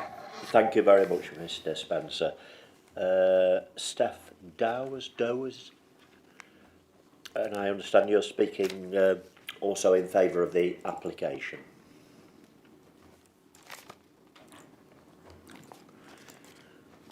And again, if you could bear in mind your 3 minutes, please. Not a problem. Chair, members, thank you for the opportunity to speak today. I stand before you in firm support of this application, and I would like to take a moment to address some of the concerns that have been raised, as I feel that when you look closely at what is actually being proposed, many of them aren't as significant as they first appear. I would like to begin with the heritage concern. In practice, only one window of Hardhurst Farm looks toward this site. It is the other side of a road. It goes below the level, and that view is not even direct. As has been previously stated, there is an entire farm building in between, which blocks the view of the pods. The Conservation Officer's own assessment, as stated before, places the harm at the very lower end of less than substantial, the mildest concern it is possible to raise in planning terms. I would gently suggest that weighing up the public benefits of this proposal, that the very modest level of harm need not be decisive. On light and noise pollution, plots 1 and 2 are buried within the hillside and underground, making any meaningful external light pollution very difficult to envisage. Plots 3 and 4 sit within a natural pit of gorse scrub, rendering them totally hidden from view and providing a natural buffer against sound and light. This is a quiet retreat for couples, not a festival site. With none of the pods sleeping more than 2 people, we are considering 4 couples seeking rest and relaxation in the Derbyshire countryside. Regarding the impact on neighbours, the development sits entirely within the farm curtilage and does not affect anyone's land or boundaries. The Highway Authority raised no objections, and the District Council's own officers found no reason to refuse on amenity grounds. Regarding ecology, as previously stated, the biodiversity being put in place is a net gain of 16% in habitat units and over 70% in hedgerow units, leaving the natural environment in a better condition than when it was found. Derbyshire's beauty is something we are all rightly proud of, and this application offers a thoughtful, small-scale way to share it with those who wish to experience it responsibly. Visitors seeking this kind of sustainable, eco-friendly accommodation don't stop at the farm gate. They eat at our local restaurants, shop at our local towns, and visit our attractions. Green tourism of this kind has a real ripple effect through the wider local economy. This is not simply a planning application for small structures. It's an opportunity to invest in the kind of thoughtful, responsible tourism that Derbyshire Dales should be actively encouraging. I hope members will feel able to support it today. Thank you. Thank you very much.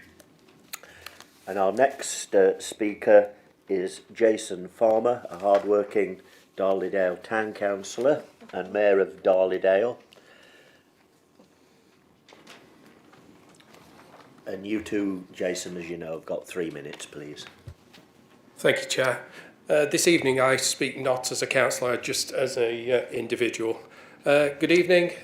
This application to build 4 glamping pods is an excellent example of farming diversification. The pods are sympathetically placed, and 2 of the pods are actually mostly underground. Tourism, as we know, is an important priority of Derbyshire Dales, and I also understand that Visit Derbyshire fully supports this application. The applicant behind this application supports a dialer bus service that will be available to guests to allow them to visit the surrounding market towns and to support the local economy.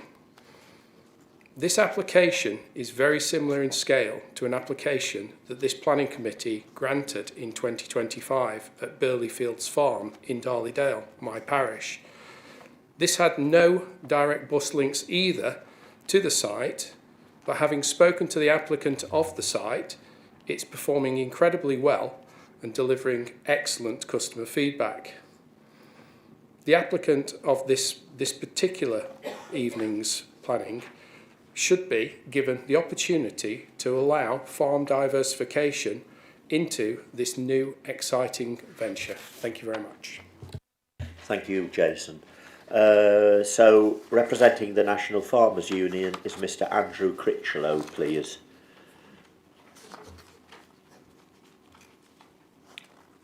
And again, you've got 3 minutes, Andrew.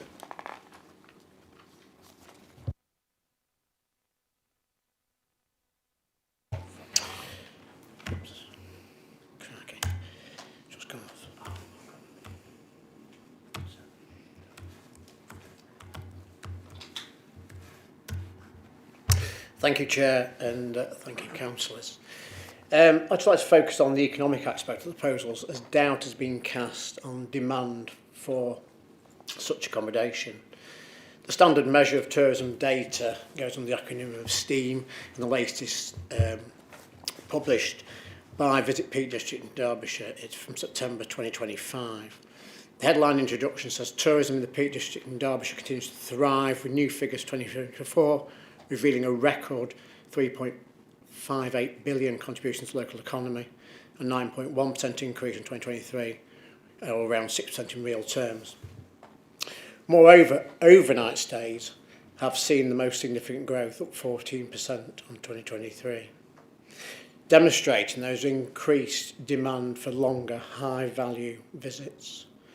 Employment supported directly and indirectly tourism has reached 33,000, an increase of 6%, underlining the sector's vital role in local job creation. Thus, the data highlights the growing strength and resilience of the area's visitor economy.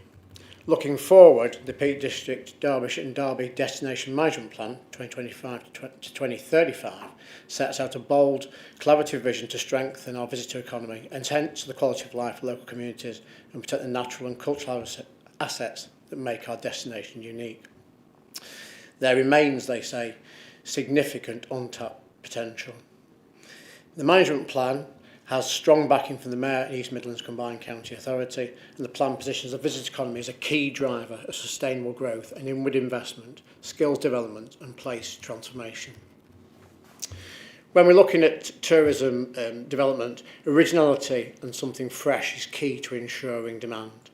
2 of the 4 pods in particular are especially innovative, being underground, and this will appeal to people certainly younger than me, such as millennials and Generation Z. They want uniqueness, and these pods deliver that. Just to comment, when you look through the comments that have already been submitted, one said this wasn't local jobs, and that's what was summarised by the planners. I'm a bit mystified by that, as this application is by a local family application, it's not a Centre Parks. In summary, the economic justification and demand for this modest tourism accommodation is clearly evident. Thank you. Thank you very much. And we'll go back now to Donna Taylor, please.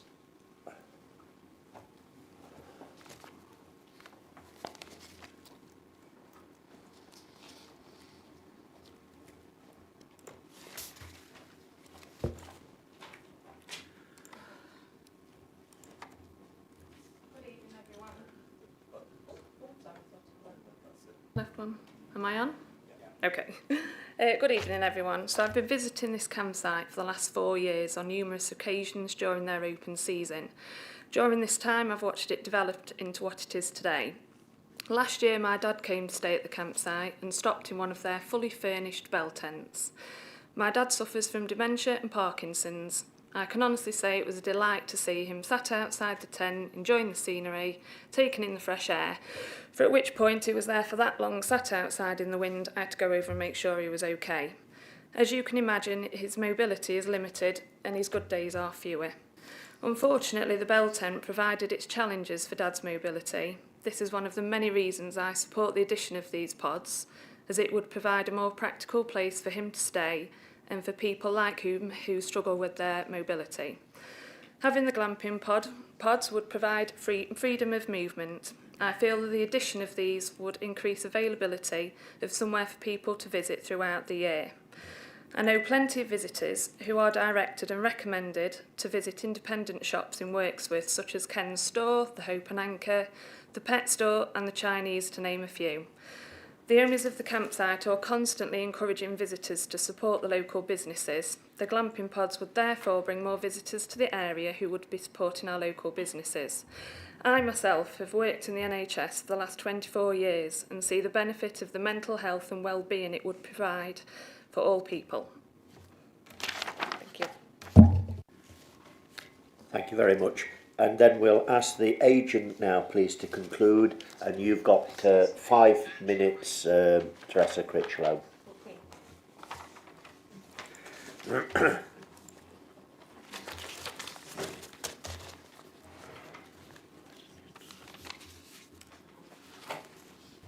Great, thank you. Good evening, thank you for your time today. Members may recall this application, which was refused by Planning Committee last May. The application is in fact identical, and whilst you may be forgiven for thinking that nothing has changed, that would be incorrect. Following the refusal, we revisited the committee debate several times via the webcast system. Whilst the council officers considered the previous proposal to be unsustainable and conflict with local plan policy EC9, it was clear from the webcast that members applied a more flexible approach and were not unduly concerned with the location of the site or its relationship to Wirksworth and public transport, generally accepting that such developments normally occupy countryside locations and that by its very nature the countryside is to a large degree unsustainable. Notwithstanding this, we have, as part of this application, proposed a package of measures which are aimed at increasing sustainability of the sites and ultimately providing patrons with a choice of transport modes rather than being solely reliant on the private car. These comprise of a dedicated shuttle bus, taxi arrangements, promotion of the dial-up-on-demand Connect bus service and use of e-bikes. When combined, it's considered that such measures provide a significant and real alternative to using the car. Most visitors to the countryside come to walk. It's also not considered that the short walk to town is particularly unattractive or arduous. The second issue raised both previously and today relates to the impact on the setting of the adjacent heritage building Hardhurst Farm. The previous application was not supported by any heritage assessment. This has been rectified as part of this proposal and an independent heritage assessment has now been undertaken. The conclusion of the applicant's assessment is that the proposed development would have a neutral impact that preserved the significance of Hardhurst Farm. Whilst the council's own conservation officer has assessed the proposal, they considered that whilst it would have a slightly higher impact, it would still be less than substantial. I understand that members visited the site yesterday, and I would ask any one of you that did to consider realistically whether there is any prospect of such a small development being able to harm the setting of the listed building, given the difference in levels, the fact that the two are divorced by the highway, the presence of established and existing roadside planting, intervening distances, and the existence of two very large portal-framed buildings. The concerns of the Conservation Officer have been considered, and an offer regarding a small realignment of the pods at the top of the site, use of natural timber for decking, removal of the outdoor areas for the top two pods, and use of smart glass to reduce light spillage have all been made and could be secured via suitably worded planning conditions. The access paths are narrow, work with the natural contours of the site, and would be informal, comprising of crushed stone with timber edgings. Parking has been purposefully kept on the lower level and will be screened by the existing building which sits in front. Every attempt to minimise the impact on the development on both the landscape and the setting of the listed building has been made. As I'm sure you're aware, a finding of less than substantial harm does not mean you have to refuse the development.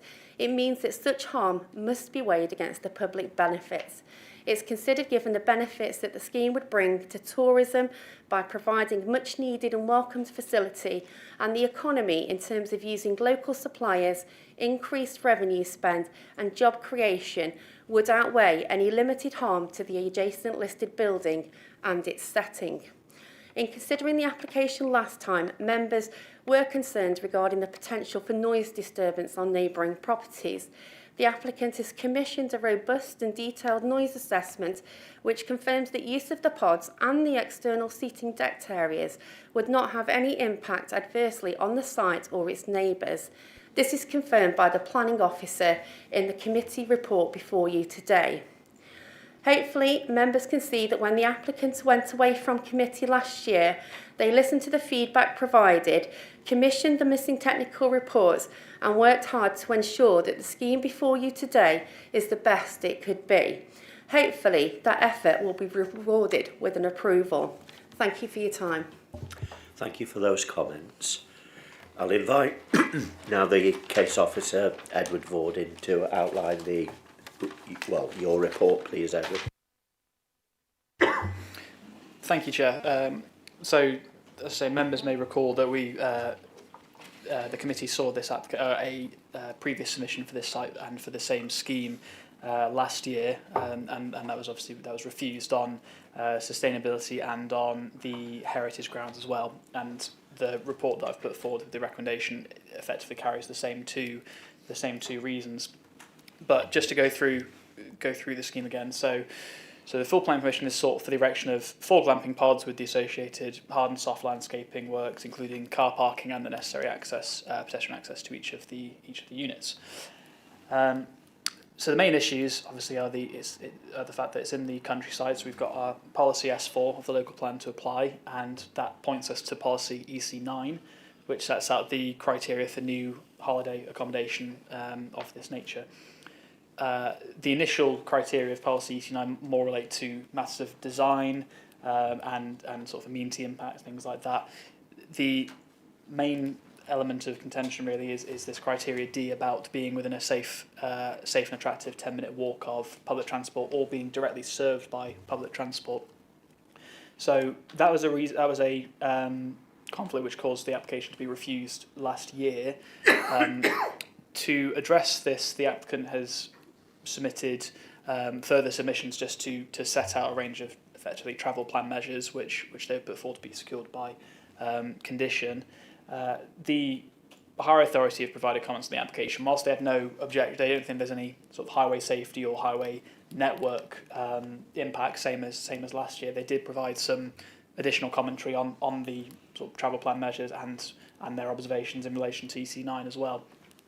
The main issue is the wording of it in terms of the site needing to be served by public transport. As last time, obviously the site hasn't moved. The nearest footpaths and directions to Wirksworth are outside of that 10 minutes and arguably not necessarily safe and attractive or all combined.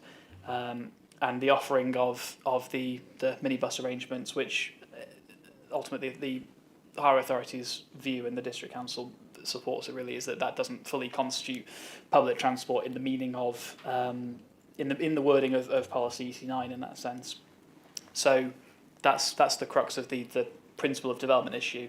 Obviously that still has to be weighed with material considerations, but that's one of the key issues. In terms of the heritage issue, the primary difference with this application is that it's been supported with a heritage statement, which is useful because now we have the District Council's Conservation Officer and the applicant have their own heritage consultant to provide their views. Now, obviously, based on their report and the Conservation Officer comments, there's a they come to different conclusions effectively. The applicant's heritage consultant considered there to be a neutral impact on the setting of Hardhurst Farm, which actually is worth, you might not be able to quite see it from this location plan, but that's obviously the site there. And if my cursor's on the screen, which it may or may not be, Hardhurst Farm is the farmhouse building across the road. The Conservation Officer's comments primarily relate to setting more so than visual impact, primarily just because of the particular sort of spectacle vernacular example that Hardhurst Farm is as an agricultural building. So that's why they still conclude that there's a less than substantial harm, albeit still on the lower end of the scale, but that's there, and that has to be again also weighed with public benefits of the scheme as well. So those are the two main issues. I think the other element that's been provided on this application compared to the last one is the submission of an acoustics report, which, whilst the District Council didn't advance an amenity reason for refusal last year, that acoustic report essentially backs this up and supports the argument that there's not a significant impact in respect of noise. As I did last year, and I'll have to do it again here, it's important that assessment relates specifically to the 4 glamping pods and any reasonable impact you could glean sort of inherent to those proposals. It's acknowledged that the applicant obviously runs a camping operation in the rest of the site using permitted development rights. So any issues pertaining to that can't reasonably be applied to this. Obviously, the acoustics report is effectively predicated on having a good management of the site as well. It's assessed on the basis of people talking in terms of the demonstrating a worst case scenario. So it's predicated on any sort of portable speakers and things like that only being limited to being within the glamping pods, and also having hour restrictions on the playing of music as well. But in any case, as I say, the District Council didn't last year, and my recommendation this year is the same, in that it's not considered that the proposal inherently results in a significant impact on amenities such that it would warrant its own reason for refusal. So ultimately it comes down to the conservation and principal development conflicts with policy, and then weighing those up with material considerations. So those primarily are delivering biodiversity net gain. It's marginally more than the statutory requirement, particularly in hedgerow units, but in habitat units it's at 16%, when the statutory requirement is 10%. And of course there are inherent benefits to providing tourism as well, but based on the wording of our policy on tourism, ultimately those benefits are effectively factored into the wording of the policy. Those have to be considered, and that's how the criteria is established, really, is it's weighing those benefits up versus trying to sustainably locate development. So those are the two main issues that have to be weighed up against any public benefits of the scheme. Thank you, Edward. It was extremely useful yesterday to have that site visit. So out of that, and members who weren't there, are there any specific questions at this point? Councillor Buttle and then Councillor Peacock. Neil. Thank you, David. There's a question of substantial harm and less than substantial harm and all that stuff from for the heritage assets, as it were. If that big shed was taken down, which intervenes between the listed building and the pods, the glamping pods, would that make things better or would it make them worse? Just to clarify through you, Chair, is that in terms of making the same assessment of the proposal by comparison? I couldn't speak for that. I'd have to defer to a conservation officer for a formal view in that sense. But ultimately, I imagine the increase in intervisibility potentially would result in a different impact. But I would highly doubt they would change the conclusion of less than substantial harm. It would still be within that bracket, because substantial harm is an extremely high bar that I would doubt a development of this scale would cause that. Would planning application be required to demolish the barn?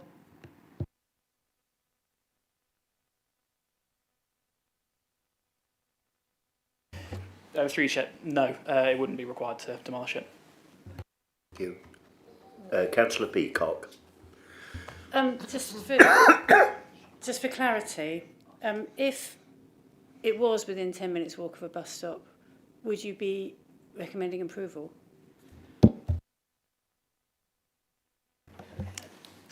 Through you, Chair. So if it was within a 10-minute safe and attractive walk of a bus stop, then the last remaining issue would be the less than substantial harm, as referenced from the conservation officer. That would still ultimately be a conflict with of policy, but as to how I would proceed with it on that basis, I wouldn't be able to confirm, I would say. Councillor Slack, and then Councillor Dobbs. Thank you, Chair. Edward, on policy EC9, with the, it's more than a suggestion, it's a proposal to run a dial-a-bus service to pick people up. So that must make a difference to this policy. It must make it more acceptable, surely. Through you, Chair. So it's a material consideration in terms of offering those travel plan services, but in consultation with the Highway Authority, it's still, whilst those are still material and can be weighed in the balance, it's not considered that they amount to being public transport in that sense, because they're ultimately I think there's two elements to this. One is, I believe, reference to Derbyshire Connect, which is a county council run service where you can dial up and arrange a pre-booked trip, and then there's also, of course, the applicant's proposal to operate a 7-seater vehicle and pick up visitors of that development. So ultimately, it's the view that those don't amount to public transport. They're still travel plan measures, but in terms of meeting that policy EC9 test as it's worded, it's not considered that meets the same terminology in that respect. They just come back on a slightly different subject. Just down the road from this site is another site near the malt shovel. It's about the same distance from Wirksworth, where some like shepherd huts were put up about 2 years or more ago, and that was approved. And they more visible than the camping pods, but far more visible. And we passed those on the malt shovel, if you remember. And I can't see a great difference between them, really. The size, really. Peter, I think that's more of a comment than a question. Well, I'm saying. Yeah. No. Councillor Dobbs, please, and then Councillor Burfoot. Thank you, Chair. It's really just a confirmation of something I think you confirmed just now, but just to check, because of one of the written submissions pulls these points out, and that comments relating to previous or potential festivals stroke events on the campsite are not a material consideration when we come to judge this application tonight. And in the same way, references to this apparently not being at the moment an agricultural operation, it's simply leisure. Is that something that we don't have to consider in relation to this application? Thank you. Through you, Chair. So in terms of the point on farm diversification, members may recall it was an argument that was advanced under the last application, but in assessing it, there wasn't considered to be sufficient concrete evidence to demonstrate that this was a genuine farm diversification scheme in terms of following the EC10 requirements in that sense. So it's not a argument that the applicant has specifically put forward on this occasion, but they're not required to. It is the proposal still has to be assessed against policy EC9 and S4. So the question for members is whether it's those are the sort of default development plan issues, and then those have to be weighed up with any material considerations that members may or may not feel outweigh the benefits or the default approach, which is to comply and follow the development plan. In terms of references to use of the rest of the site for the camping, I would say they're not particularly material considerations for this assessment. Ultimately, it doesn't affect the policies at play. So, yeah, I would say they're not material in that assessment. Thank you. Councillor Burfoot and then Councillor Hughes. Thank you, Chair. I'm not sure whether this is a completely relevant question, but I understand that there is a camping site for so many days per year. How many days per year can people camp on that site? And presumably the pods are 12 months of the year. That's the first question. So through you, Chair, so I believe the permitted amount right for campsites is 60 days per calendar year. And then, yes, ultimately the proposal as presented, it wouldn't have any inherent restriction, because ultimately it's a sort of change of use and erection of those glamping pods. Unless there was a condition on any given permission for a glamping pod scheme, it would be presumed that it could be operated effectively as often as business allows. And just for clarity, how close and how many adjacent properties are there to the site, excluding Hardhurst Farm, which is across the road, basically? Through you, Chair, so the nearest properties, I believe, unfortunately the location plan is zoomed out such that I can't exactly read the properties, but Hurst Cottage is the closest one, that's to the west. The boundary of Hurst Cottage itself is closer, but the distance I've used in the report, I believe, is 65 metres, but that's a sort of wall-to-wall assessment between the nearest glamping pod and the actual sort of back wall, because that's the main assessment pertaining to amenity. But the actual land, the glamping pod would sit closer to the curtilage of that property. So Hurst Cottage is the closest residential property, and then there's Hardhurst Cottage south of the site. So that sits below or south of the other side of Hay Lane to the existing agricultural barn that's on site. Councillor Hughes and then Councillor Boynton. Thank you, Chair. First question. I mean, if we were going to approve this rather than refuse, I noticed that you've said that you didn't look into drainage in any detail, and there's no real design of a drainage scheme for the four glamping pods. So, what would we need to do to ensure adequate drainage, and are there any other issues that would need to be addressed through condition or further work in order to make the design acceptable?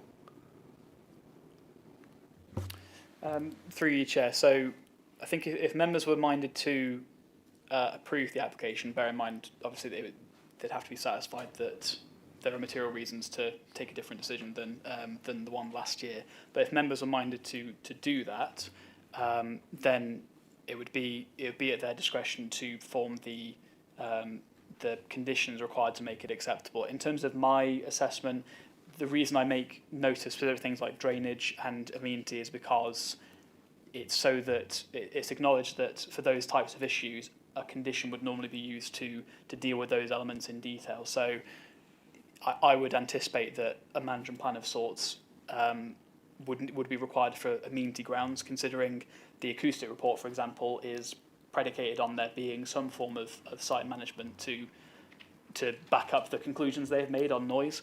And then similar with drainage, it would be standard to get details, more detailed scheme of drainage post determination. It's not something the scheme as presented wasn't considered to cause any sort of fundamental drainage issues that were worth creating a reason of refusal for, and that was the same as last year. And in terms of amenity, we put a lot of weight on heritage assets and listed buildings and so on. We don't seem to put the same amount of weight on amenity. I'm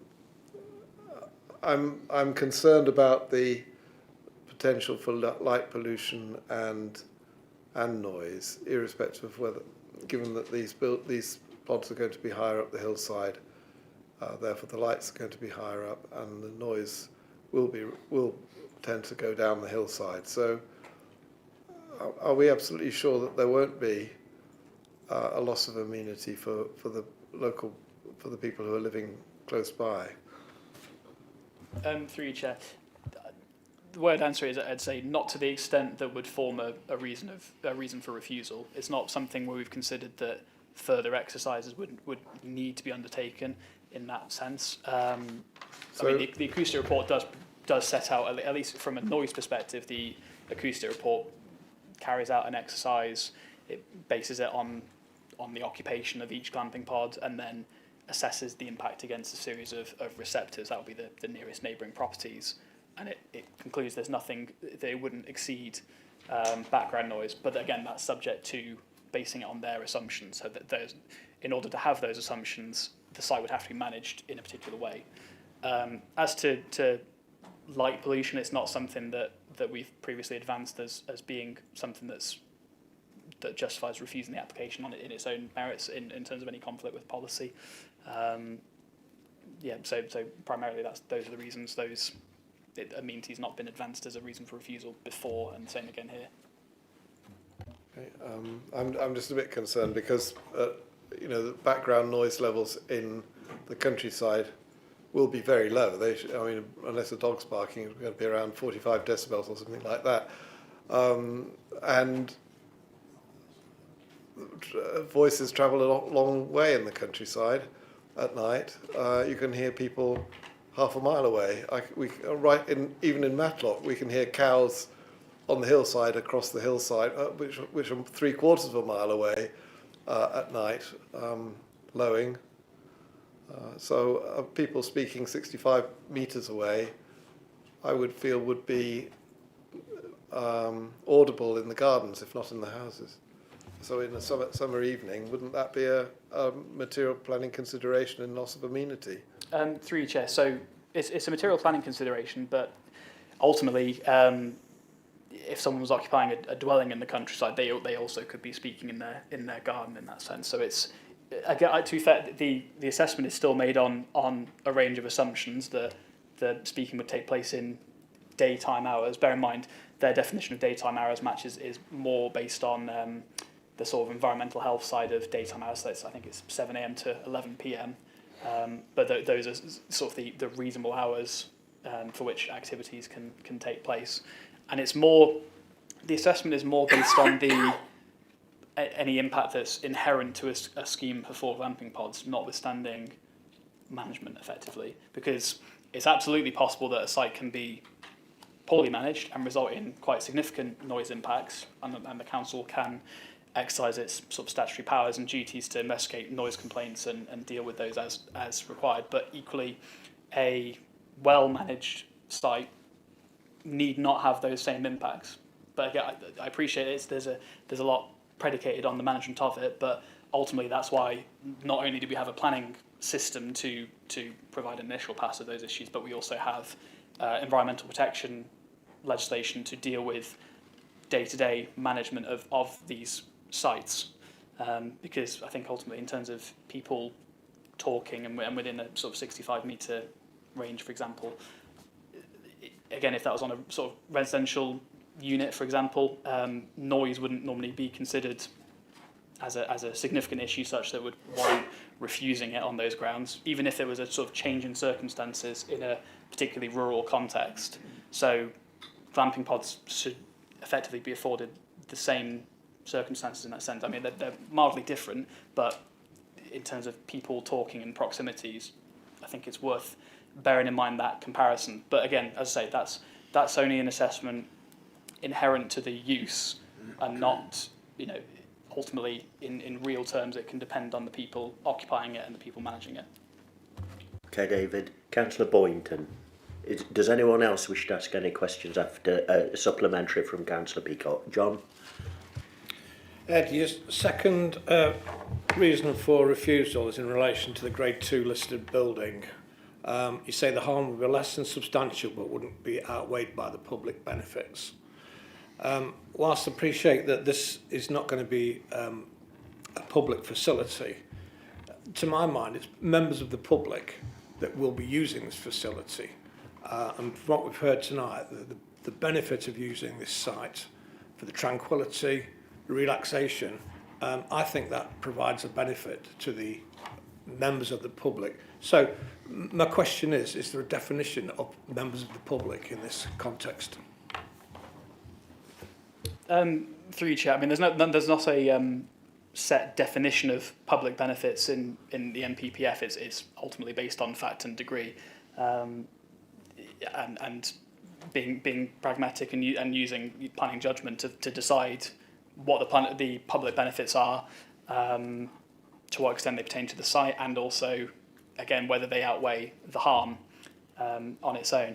The primary reason that reason for refusal is effectively because it's there, and even if it's a less than substantial harm, it's still technically a conflict with policy. And the main reason the public benefits haven't been considered to outweigh the harm is due to that principal reason, is that it's sort of our local plan policy is predicated on encouraging sort of sustainably located tourism. So that's why the reason for refusals there. It's not necessarily, there is a sort of invisible weighting, if you will, to the reason for refusal, but it's important that if it is there, it's still set out in writing in any case. I think the primary one relates to the sustainability issue in any case. Thank you. Councillor Peacock and then Councillor Buttle. Yeah, sorry, I probably should have realised this sooner and checked it myself, but speaking of public benefit, I noticed that the pods have disabled accessible bathrooms, shower rooms to them. Is the whole site disabled accessible to the actual, or have we tested whether it's accessible to the level that it's supposed to be? You know what I mean? Through you, Chair, it's not something that's been specifically assessed through, because there's not a planning policy that specifically directs that for glamping pod schemes. But you know, obviously the applicants put forward the sloped access and making sure that it's, well, at least for the initial two pods, it's not stepped. But I can't speak to the accessibility credentials of it in a technical sense. Neil. Thank you, David. Yeah. There's in the conditions which may be brought to bear towards the end of your thing, I think it's 7.61, it describes there being a biodiversity, well, it's a biodiversity section. It talks about poor hedgerow, and poor hedgerow being grubbed out and replaced with more poor hedgerow. I'm wondering if we were to bring this forward and say, yeah, we'll go ahead with this, the whole thing, whether or not we could have a planting plan that mitigates against the risk of the harm done by the removal of the big shed. Does that make sense to you, what I'm saying? You know, like if the big shed goes, can we make sure that in our planting plan there's some trees in between that and the heritage asset? That was one. And I have a second one which was quite it's more of a curiosity, really. I noticed that someone mentioned smart glass, and if I remember right, smart glass goes dull when you switch the electricity off. I think that's how it works. So presumably there'd be a way to actually have the smart glass go dark when you switch the interior light on. Yeah. So that would make it possible that there would be no particular impact for lighting looking down the valley, for certainly the other ones. I don't know if we've got a lighting plan, but that sounds like something that would be quite an interesting thing to investigate. I don't think we could condition it, could we? Because it would be, you know, like it's beyond my wit to actually say this can be done, but it'd be very interesting to know that if it could be done, that we did do that. Edward. Through you, Chair. So, it actually says that a lighting plan can be conditioned, but pertaining to the comments you made earlier about landscaping and demolition of the barn, I mean, not to speak for the applicant, but I would anticipate they wouldn't want to demolish the barn. But in any case, even if they were, I'm not convinced we could condition its demolition particularly, because that would ultimately also be effectively a different scheme. And in terms of the soft landscape, I mean, the site plan we've got in front of us and on the screen at the moment, I appreciate it's relatively small, but it does, the areas in green pertain to the proposed landscaping in that sense. So normally conditions shouldn't seek to sort of amend and try and change a scheme. They should sort of bolster it as existing, and they have to be there to make the application acceptable, basically. So it wouldn't normally be the case that you use them to amend the scheme. Thanks. And my last query was about EV charging. If we're going to be trying to be more sustainable, could we specify the production of, or the supply of EV charging for the people who are actually turning up there? Is it already there? Yeah, right, okay, sorry. Yeah.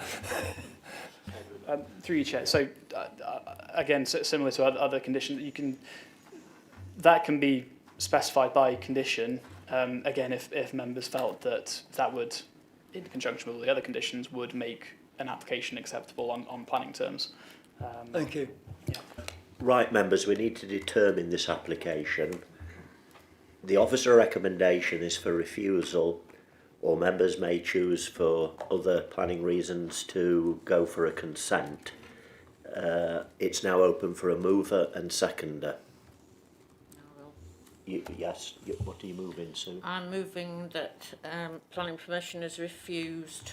I'm going along with the officers on this one for various reasons. Do you want those now? Not quite. Okay. Does it find a seconder? Because if it doesn't, it falls. And it doesn't seem to find a seconder. Therefore, is someone prepared to move consent? Yeah, Thank you. I'm sorry to have to do this for the office, but I have to be the officer's recommendation. Thank you, Councillor Slack. Does that find a seconder, please? Councillor Lees, Stuart, do you wish to speak at this point? Yeah, thank you, Chair. I think this is the third time I think I've visited this site.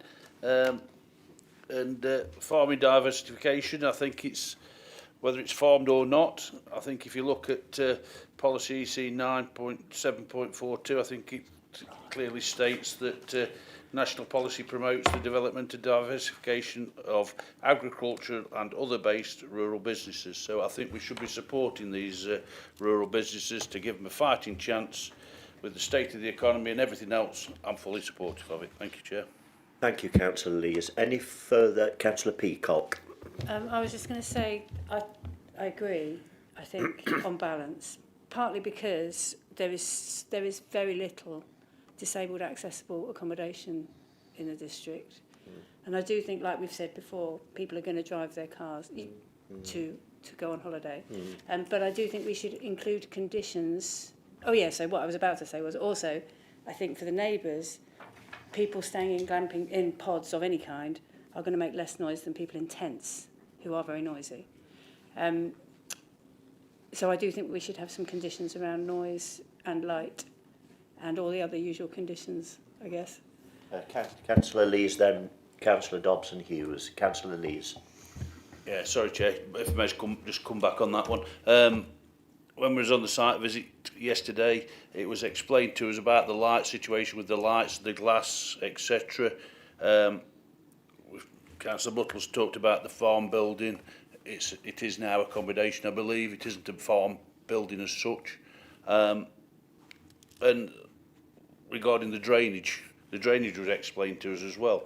It's going to have its own independent drainage system on the bank side, and I think the applicant, or the owner should I say, I think he's covered all the what he can cover at a great expense to him, to be honest. And I think it's credit to him to diversifying into this sort of situation and providing these facilities for, like you say, for disabled people and people with needs, medical needs and everything. So thank you, Chair. Councillor Dobbs, and then David.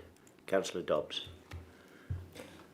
Thank you, Chair. Just to clearly we will have to delegate to the officer a quite extensive set of conditions. Are we still on reasonable territory to do that, or do we need to specify at least the sort of bullet points that you will need to include? Chair, I think the best way to do it is that, as you rightly point out, there will need to be quite an extensive list of conditions. I think it's important that officers are given a chance to reflect on all the conditions they think might be appropriate, and if it's agreeable to the committee, that be delegated to officers to come up with a list, and perhaps in consultation with the chair. That could be something that we could do. But if there was any specific conditions, I've noted, for example, noise and light, if there were any specific conditions that the committee felt very strongly should be included within that list, I would suggest that that is made clear within any resolution tonight. Thank you, Chris. Thank you, Chair. In that mind, obviously, we'd need to condition a management plan. And I suppose to some extent we could also, since they seem to be popular in planning applications, there could be a travel plan, my pet topic of the moment. And there kind of is an embryonic one. So if that could be kind of formalised, what has been offered could be formalised as, yes, we'd like to see that, please. So if officers are happy to do that, I think, yes, I'm minded to go with what has been proposed. Thank you, Chair. David. Peter's stolen my thunder. But I would also, Peter Dobbs has stolen my thunder, but I would like to say that in terms of the lighting plan, it's not only the pods themselves, but also the footpaths and parking spaces and so on need to be considered on that. And in terms of the travel plan, the proposals for a minibus, electric minibus, and electric bicycles, and the other proposals put forward in the travel plan, I think we need to ensure that those are actually provided, and that there should be an ongoing monitoring of that into the future, because that would be essential to the sustainability of the site. I'm having a mental blank. Who moved? Councillor Slack. Right. I want to make comment as well. Neil, do you want a final bite of the cherry, and then we'll put it to the vote? We'll take advantage of this chance, yes. Right. I was slightly baffled by the removal of a poor condition non-native hedgerow and replacing it with another poor condition native hedgerow. Can we just sort of cross that out and change it to superior condition? It just seems like we're missing an obvious opportunity to improve. Maybe there's something technical which I don't understand, and no doubt there are lots of those, but this is on section 7.6.1. Oh no, 7.61. Yeah, it just seems like that doesn't feel like much of a mitigation.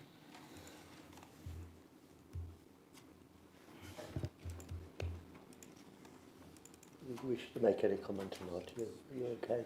Yep. Yeah, fine. Out of what I saw, I want to say that the very nature of this application, they're always going to be, by and large, in very isolated places. The Darley-Dale experience has been very, very good, as Councillor Farmer expressed in his comments. And certainly, to my knowledge, we've never had any sort of issues over bad behaviour or noise, and it complements the farm and all the rest of their activities. So I really do think that this is a very modest application. We've got an applicant that my own personal view is that I would have confidence that he wants to make this as environmentally friendly and as socially friendly as possible. And from my perspective, it would be unreasonable, as much as I respect the case officer, to in fact refuse this application. I'll ask Councillor Slack, please, to wind up. Thank you, Chair. One issue we seem to have forgot is sustainability of tourism. I mean, and local economy. It's a very, very important that we have tourism and local economy. And this is a way of doing it without damaging our villages. Our villages have been overrun recently by holiday lets. People come in and take in holiday lets, and young couples can't get at home. This is not good. But camp pods and countryside around farms and pods and so on, it's a way to go in future. It's a way to go and bring in tourism and improve the local economy. This site, to me, is... yesterday I got my binoculars and stood on Colwell Street at work, so I could look up there and I could just make out the gorse where we went yesterday. And I thought, you can't see them from Wirksworth at all. They'll be invisible practically. Even with light, they'll be in underground. It's a wonderful thing, these pods are, because they're not like a big bell tent, are they? Like everybody could see it and noise and that. The places people can go and have a quiet countryside holiday with the families, with the children, and it's something we should be encouraging. And I'm very pleased to move this application, Chair. Thank you, Councillor Slack. So, members, it's been moved and seconded that we grant consent. Will you please clearly show if you support the motion? Against? One against. Therefore, the motion has been moved. Thank you. Now, it's dead on 8:30. I need someone, please, to kindly move Peter Dobbs and Dermot Murphy, that we have an extension of 30 minutes. That's okay? Right. Councillor Hughes. Can I bring up another point of order, really? Right. Quickly, Chris, would it be possible for us to have a definition of public benefit by, circulated to the planning committee? Because I don't understand it. I certainly don't understand it in terms of economic benefit, the provision of public goods. What type of public good does it apply to? If you've got a public benefit, then you must be you must be delivering a public good. And as far as I can see, the definition in the MPPF is confused and doesn't align with economic understanding of what a public good is, or a private good, or whether it's rivalrous or exclusionary or whatever. So there are 4 types of goods in economic, as defined in economics, and the public benefit doesn't seem to align to any of those, as far as I can see. So I'd be grateful for a proper explanation of what a public good is, or a public benefit is. Ponder that one. I think. Sorry, I think perhaps the government have deliberately left it vague. It isn't clear. Ed's right that there isn't a definition, and therefore we have to work within, I guess, the decision maker's own interpretation is to be applied to some extent. What there is, though, is a little bit of clarification, not in the MPPF itself, but in National Planning Policy Practice Guidance, about what is meant by public benefits. It does help a little bit. It's a small paragraph. I'm happy to circulate it. It does give a little bit more guidance, although perhaps not the level that really nails it to the extent you might wish. But I can certainly circulate that round the committee. Thank you, that'd be useful. But it's just that mentioning Ken's mini market, that was actually a private benefit, not a public benefit. It was a private benefit to Ken's mini mart, not a public benefit, as far as I can see. Edward.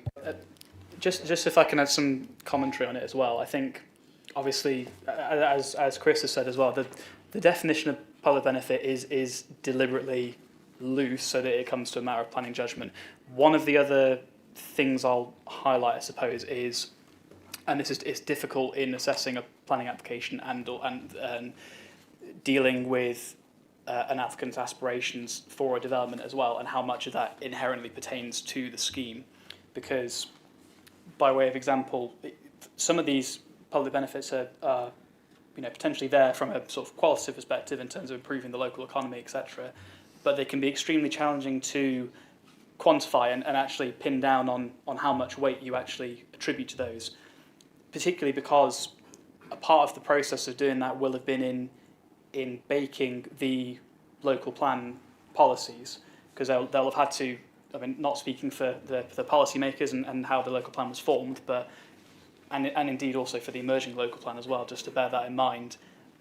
Those public benefits versus any impacts of encouraging those types of development is sort of factored into delivering those planning policies. So I think with the tourism one, by way of example, the reason my report didn't give particular weight to the public benefits was because it was sort of directly contradictory to the policy that assessed tourism in that regard.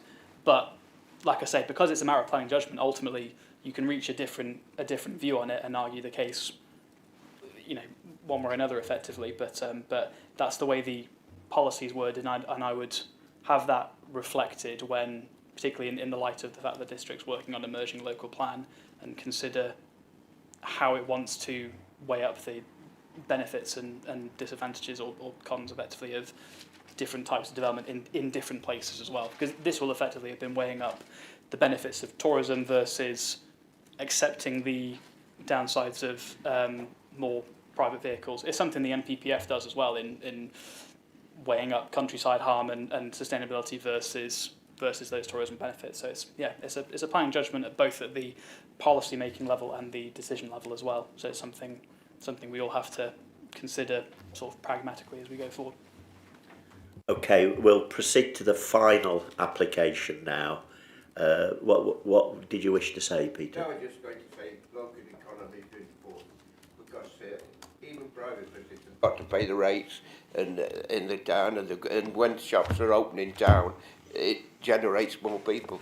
When shops are closed, it has the opposite effect. So it's only for the public good that we generate money for the local economy. Thank you, Peter.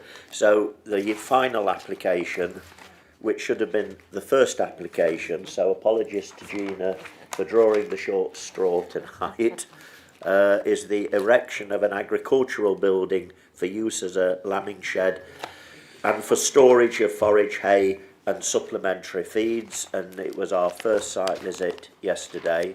Certainly the location, to say how close it is to the Ashbourne town centre, absolutely beautiful. We've no speakers for or against, so I'll invite Gina to please outline the application. Thank you, James. Waiting to get the separate using the Applicant heads, so separate the committees. Where's your second? No, you was all up. Oh, yeah. On the wrong page.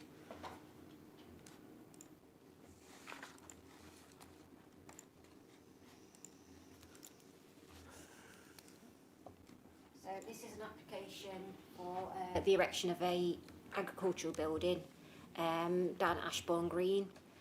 It's a split building, so it's partly used for a lambing shed, partly used for, or proposed partly used for a storage building as well. It's a building to serve an existing farmer that farms some land down there. And they want to use it, I say, for their agricultural storage purposes and for some lambing as well. It's been an application that's been in quite a while. It originally came in as a prior approval application, but because of the livestock element, it was became a full application. During the process of it, we've also had to settle matters such as BNG. It came in just as BNG was introduced. So we spent quite a lot of time trying to settle details about biodiversity net gain. During the process as well, I've also asked for additional information from the applicant about the operations, sort of why it's needed, what the agricultural holding entails, why it's been separated in the way that it has. So I've tried to get some more justification for the building itself. So this is the appearance of the building as well. So the smaller part of it, the open frame part, is meant to be for the lambing, which will be like overflow lambing from other, if there's any that can't fit in another building that they use. This is just for overflow, so it's not meant to be for all the use at once, because I acknowledge it is quite a small part of it. And then the roller shutter door element of it is the storage part of it as well. So we did try and get some more justification, and that was sort of given that there is an existing enterprise of sheep farming in that location, and that they wanted an additional building, and there wasn't any other buildings within their sort of ownership that they could utilise for the same purpose. Originally it came in and it was slightly closer to the hedge line, so we, on discussions with the tree officer, trees and landscape officer Chris Payne, we asked for it to be moved slightly further into the site, away from the roots of the hedgerow. So we've done sort of got and the BNG and things as well. It requires mandatory biodiversity net gain, because it's on an existing field, so it's going to get some additional hedgerow units within the site, which will be done on their wider site area as well, because it's about 2.13 hectares altogether. The site will be accessed through an existing access that goes by a holiday let on the site as well, and comes off an unadopted track formed off Ashbourne Green. So feel on the information provided, I've made a recommendation of approval for this application. Thank you. Thank you very much, Gina. So it's open for questions. Councillor Lees. Thank you, Chair. Just one question. Why do we have to have on that gable end? Looks to me, I take it that's a window on that gable end. Why do we need a window on a storage shed on a gable end? Am I correct, Gina, on that one? Is it a window? I assume it is a window. There's nothing to suggest that there isn't a floor plan or anything to suggest that there's going to be a additional floor in there, so I assume it's just for light. But we could ask for that to be removed if we don't feel it serves any purpose, because I acknowledge there is roof lights in there as well, but it doesn't appear to serve a floor. There's no proposal for a mezzanine or anything in there. Stuart, yeah, to come back on that. Yeah, if we make, Chair. Yeah, because if it is approved, I'd like that windows moved from the gable end so it does look like a timber barn. Like you say, it has got 7 or 8 roof windows each side of it, so it's ample light in there, and I don't think I can understand the height of it if they want to store around bales, etc. in the storage shed. I can see the reason for wanting that height, but I can't see the reason for wanting as many roof lights or windows on it at all. Thank you. Yeah. Thank you, Councillor Lees. Any further questions? No, we visited the site. So really, if there are no more questions, it's open now for someone to either support the officer recommendation or to put forward a different one. Would someone like to move the officer recommendation? No? Councillor Lees and Councillor Dobbs. Peter, would you like to speak? Briefly, Chair. Yeah. Yes, I appreciate some of the questions that might lie behind why it's exactly like this, why there's a window, etc. But I must admit I cannot think of any significant planning grounds for going any other way than with officer recommendations, so I'd like to propose officer recommendations. Thank you. It has been moved by Councillor Lees, is that correct? Well, I'm not bothered whether I'll move it to a second. I'll second it. Right, it's been moved by Councillor Dobbs. I would like to put in the condition that the window on the gable end is removed. Can that be noted, please? That's in agreement with Councillor Dobbs. That window is removed. Yeah. That's fine. I must admit I had no strong feelings either way, but I can see the logic of what you're suggesting, so I'm happy to go along with that. If there are no further comments then, all those in favour of consent, please show. And that appears to be unanimous. Thank you very much. And then finally, we move on to the appeals. The information is found on pages 99 to 114. Some interesting results and things, and may award a disappointment. Councillor Buttle. Hi there, David. The split decision on Wyerston Road, where they're allowing one bit and not allowing the other bit, are we allowed to do that? Because I would have done that. I did earlier question that, funnily enough, at the pre-meeting.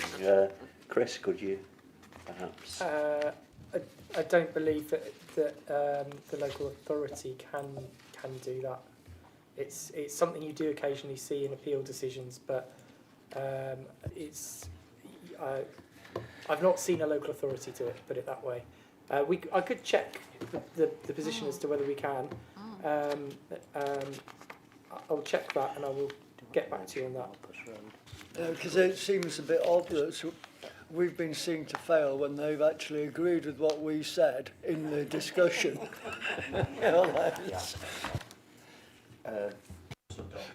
Absolutely. I made that clear to Ashbourne Town Council that this is actually a win for what we reckoned on that house. So yes, I take this as the inspector agreeing with us. Doesn't happen often, so make the most of it. Therefore, I move from the chair that they be accepted for noting. Does that find a seconder, please? Councillor Buttle. All those in favour, please show. That is unanimous. And I can declare the meeting now formally closed. Councillor Dobbs. Very quickly, Chair. In March, right at the end of the meeting, I suggested we wrote to the LLFA. I was just wondering if we'd had a reply from that letter. Yeah. Chair, no, we haven't, and I'm happy to chase up on that after this meeting. Yeah. Thank you. Just before members do leave, Councillor Burfoot wishes to comment, and then I've just got a final comment.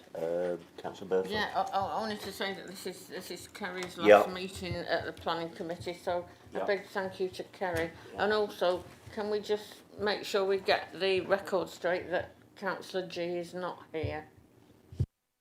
Would be recorded, please. So, members, the best I can do for Kerry is to present to the two suites that are left in the queue. And thank you very much for the support and the guidance that you've given all the members. Thank you. Thank you.